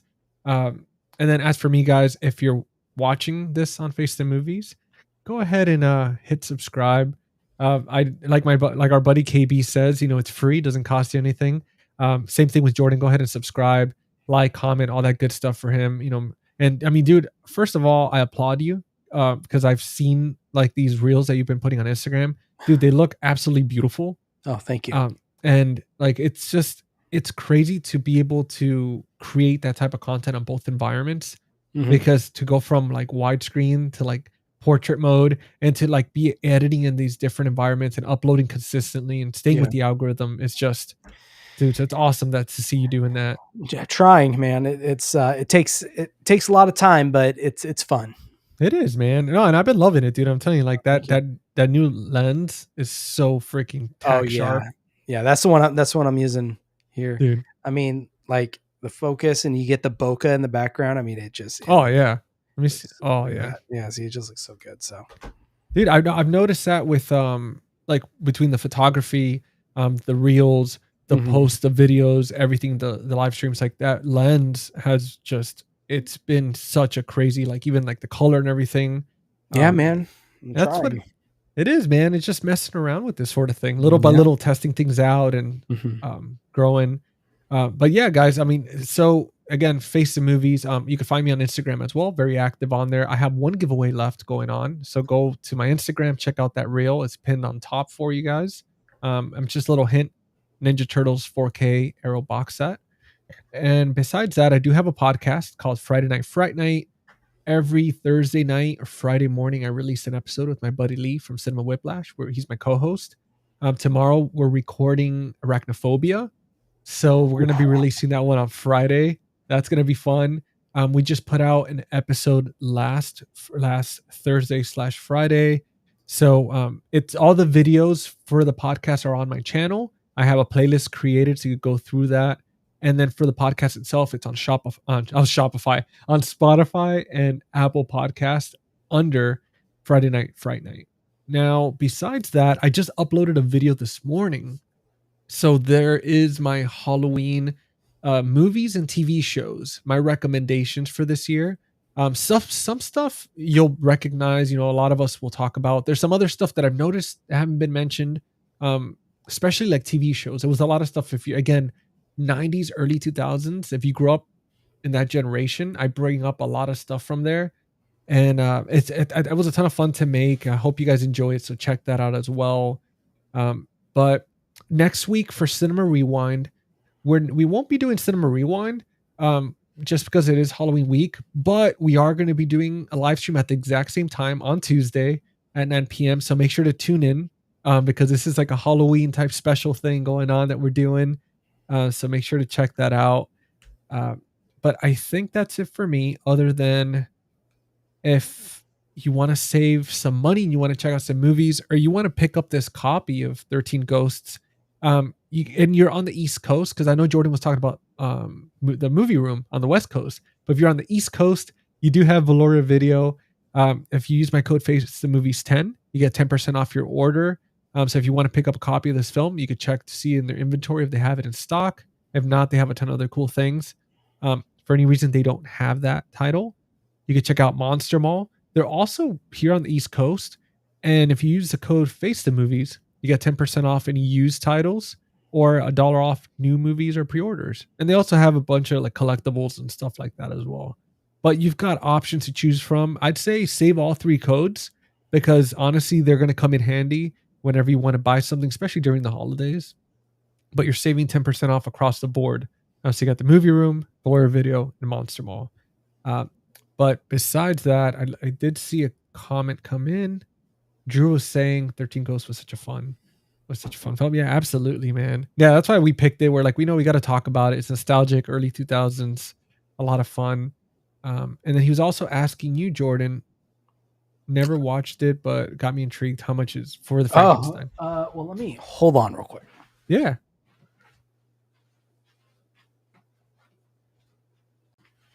So. Oh, here we go. Hell yeah. I'll do a quick little overview. I thought I have something on there. Anyways, it's in this like leather bound book, or not book, like outer box. That's beautiful. Like it's pretty crazy. And when you open this up, it goes into another box. Okay, so that, and then you have Wow, this, which dude. this artwork, I think, man, if they had a poster for this, I pick it up. But like, look how much stuff you're getting in this. 2 booklets. You're getting one of them is a graphic novel of the movie. Art cards, posters. There's 6 discs in this thing. I mean, these are like encyclopedias. I say that, go watch my review, because that I dive into everything that comes in this, and it's a lot. It is pricey. I was just looking, $81.99. I know it is pricey. I get that. But you can use that code and save yourself 10% off. It save you a little money. But I mean, if this might be an expensive blind buy, I do have to say, I understand that. So if you can find it somewhere, watch it. And if you love it and you want to learn more, I mean, this is like, you won't need anything else ever for this release. They put pretty much everything in here. There's multiple documentaries in this. I mean, this thing, That's cool. It's pretty packed. Dude, I mean, and if you use that 10% off code, I mean, let's say you spend, you're spending $100, right? 10% off, that's $10 right there. So out of $80, let's say, that's still like what, $8? Yeah. That's still something. It would be like, like $74. Yeah. I mean, honestly, I mean, there's a lot of other releases out there where you could spend that money and get less. And the fact that it does come with, I mean, dude, when it comes to documentaries, the books and all that stuff, I mean, that presentation looks phenomenal. Like, you got me intrigued, dude. Like, yeah, it's a great release. A lot of people are talking about The Curse of Frankenstein from them, but all their other releases they've done this year, I've covered them all. I have them all, and they're incredible. Captain Kronos Vampire Hunter, that one, it's out of print. You really can't find it. You might be able to find it some places, but they're all, a lot of them are similar to this. They did that. Quatermass, if you're into kind of a Doctor Who sci-fi type film, those are pretty cool. So, but The Curse of Frankenstein is their standout release. So, dude, that's awesome, man. I'm gonna look into it. I honestly, I haven't seen the review video yet. Okay. Because I haven't even seen this film. So it's one of those, like, we need to check it out. And it looks so cool, man. Seeing your post, I was like, damn, that looks pretty sick. I wonder what's in there.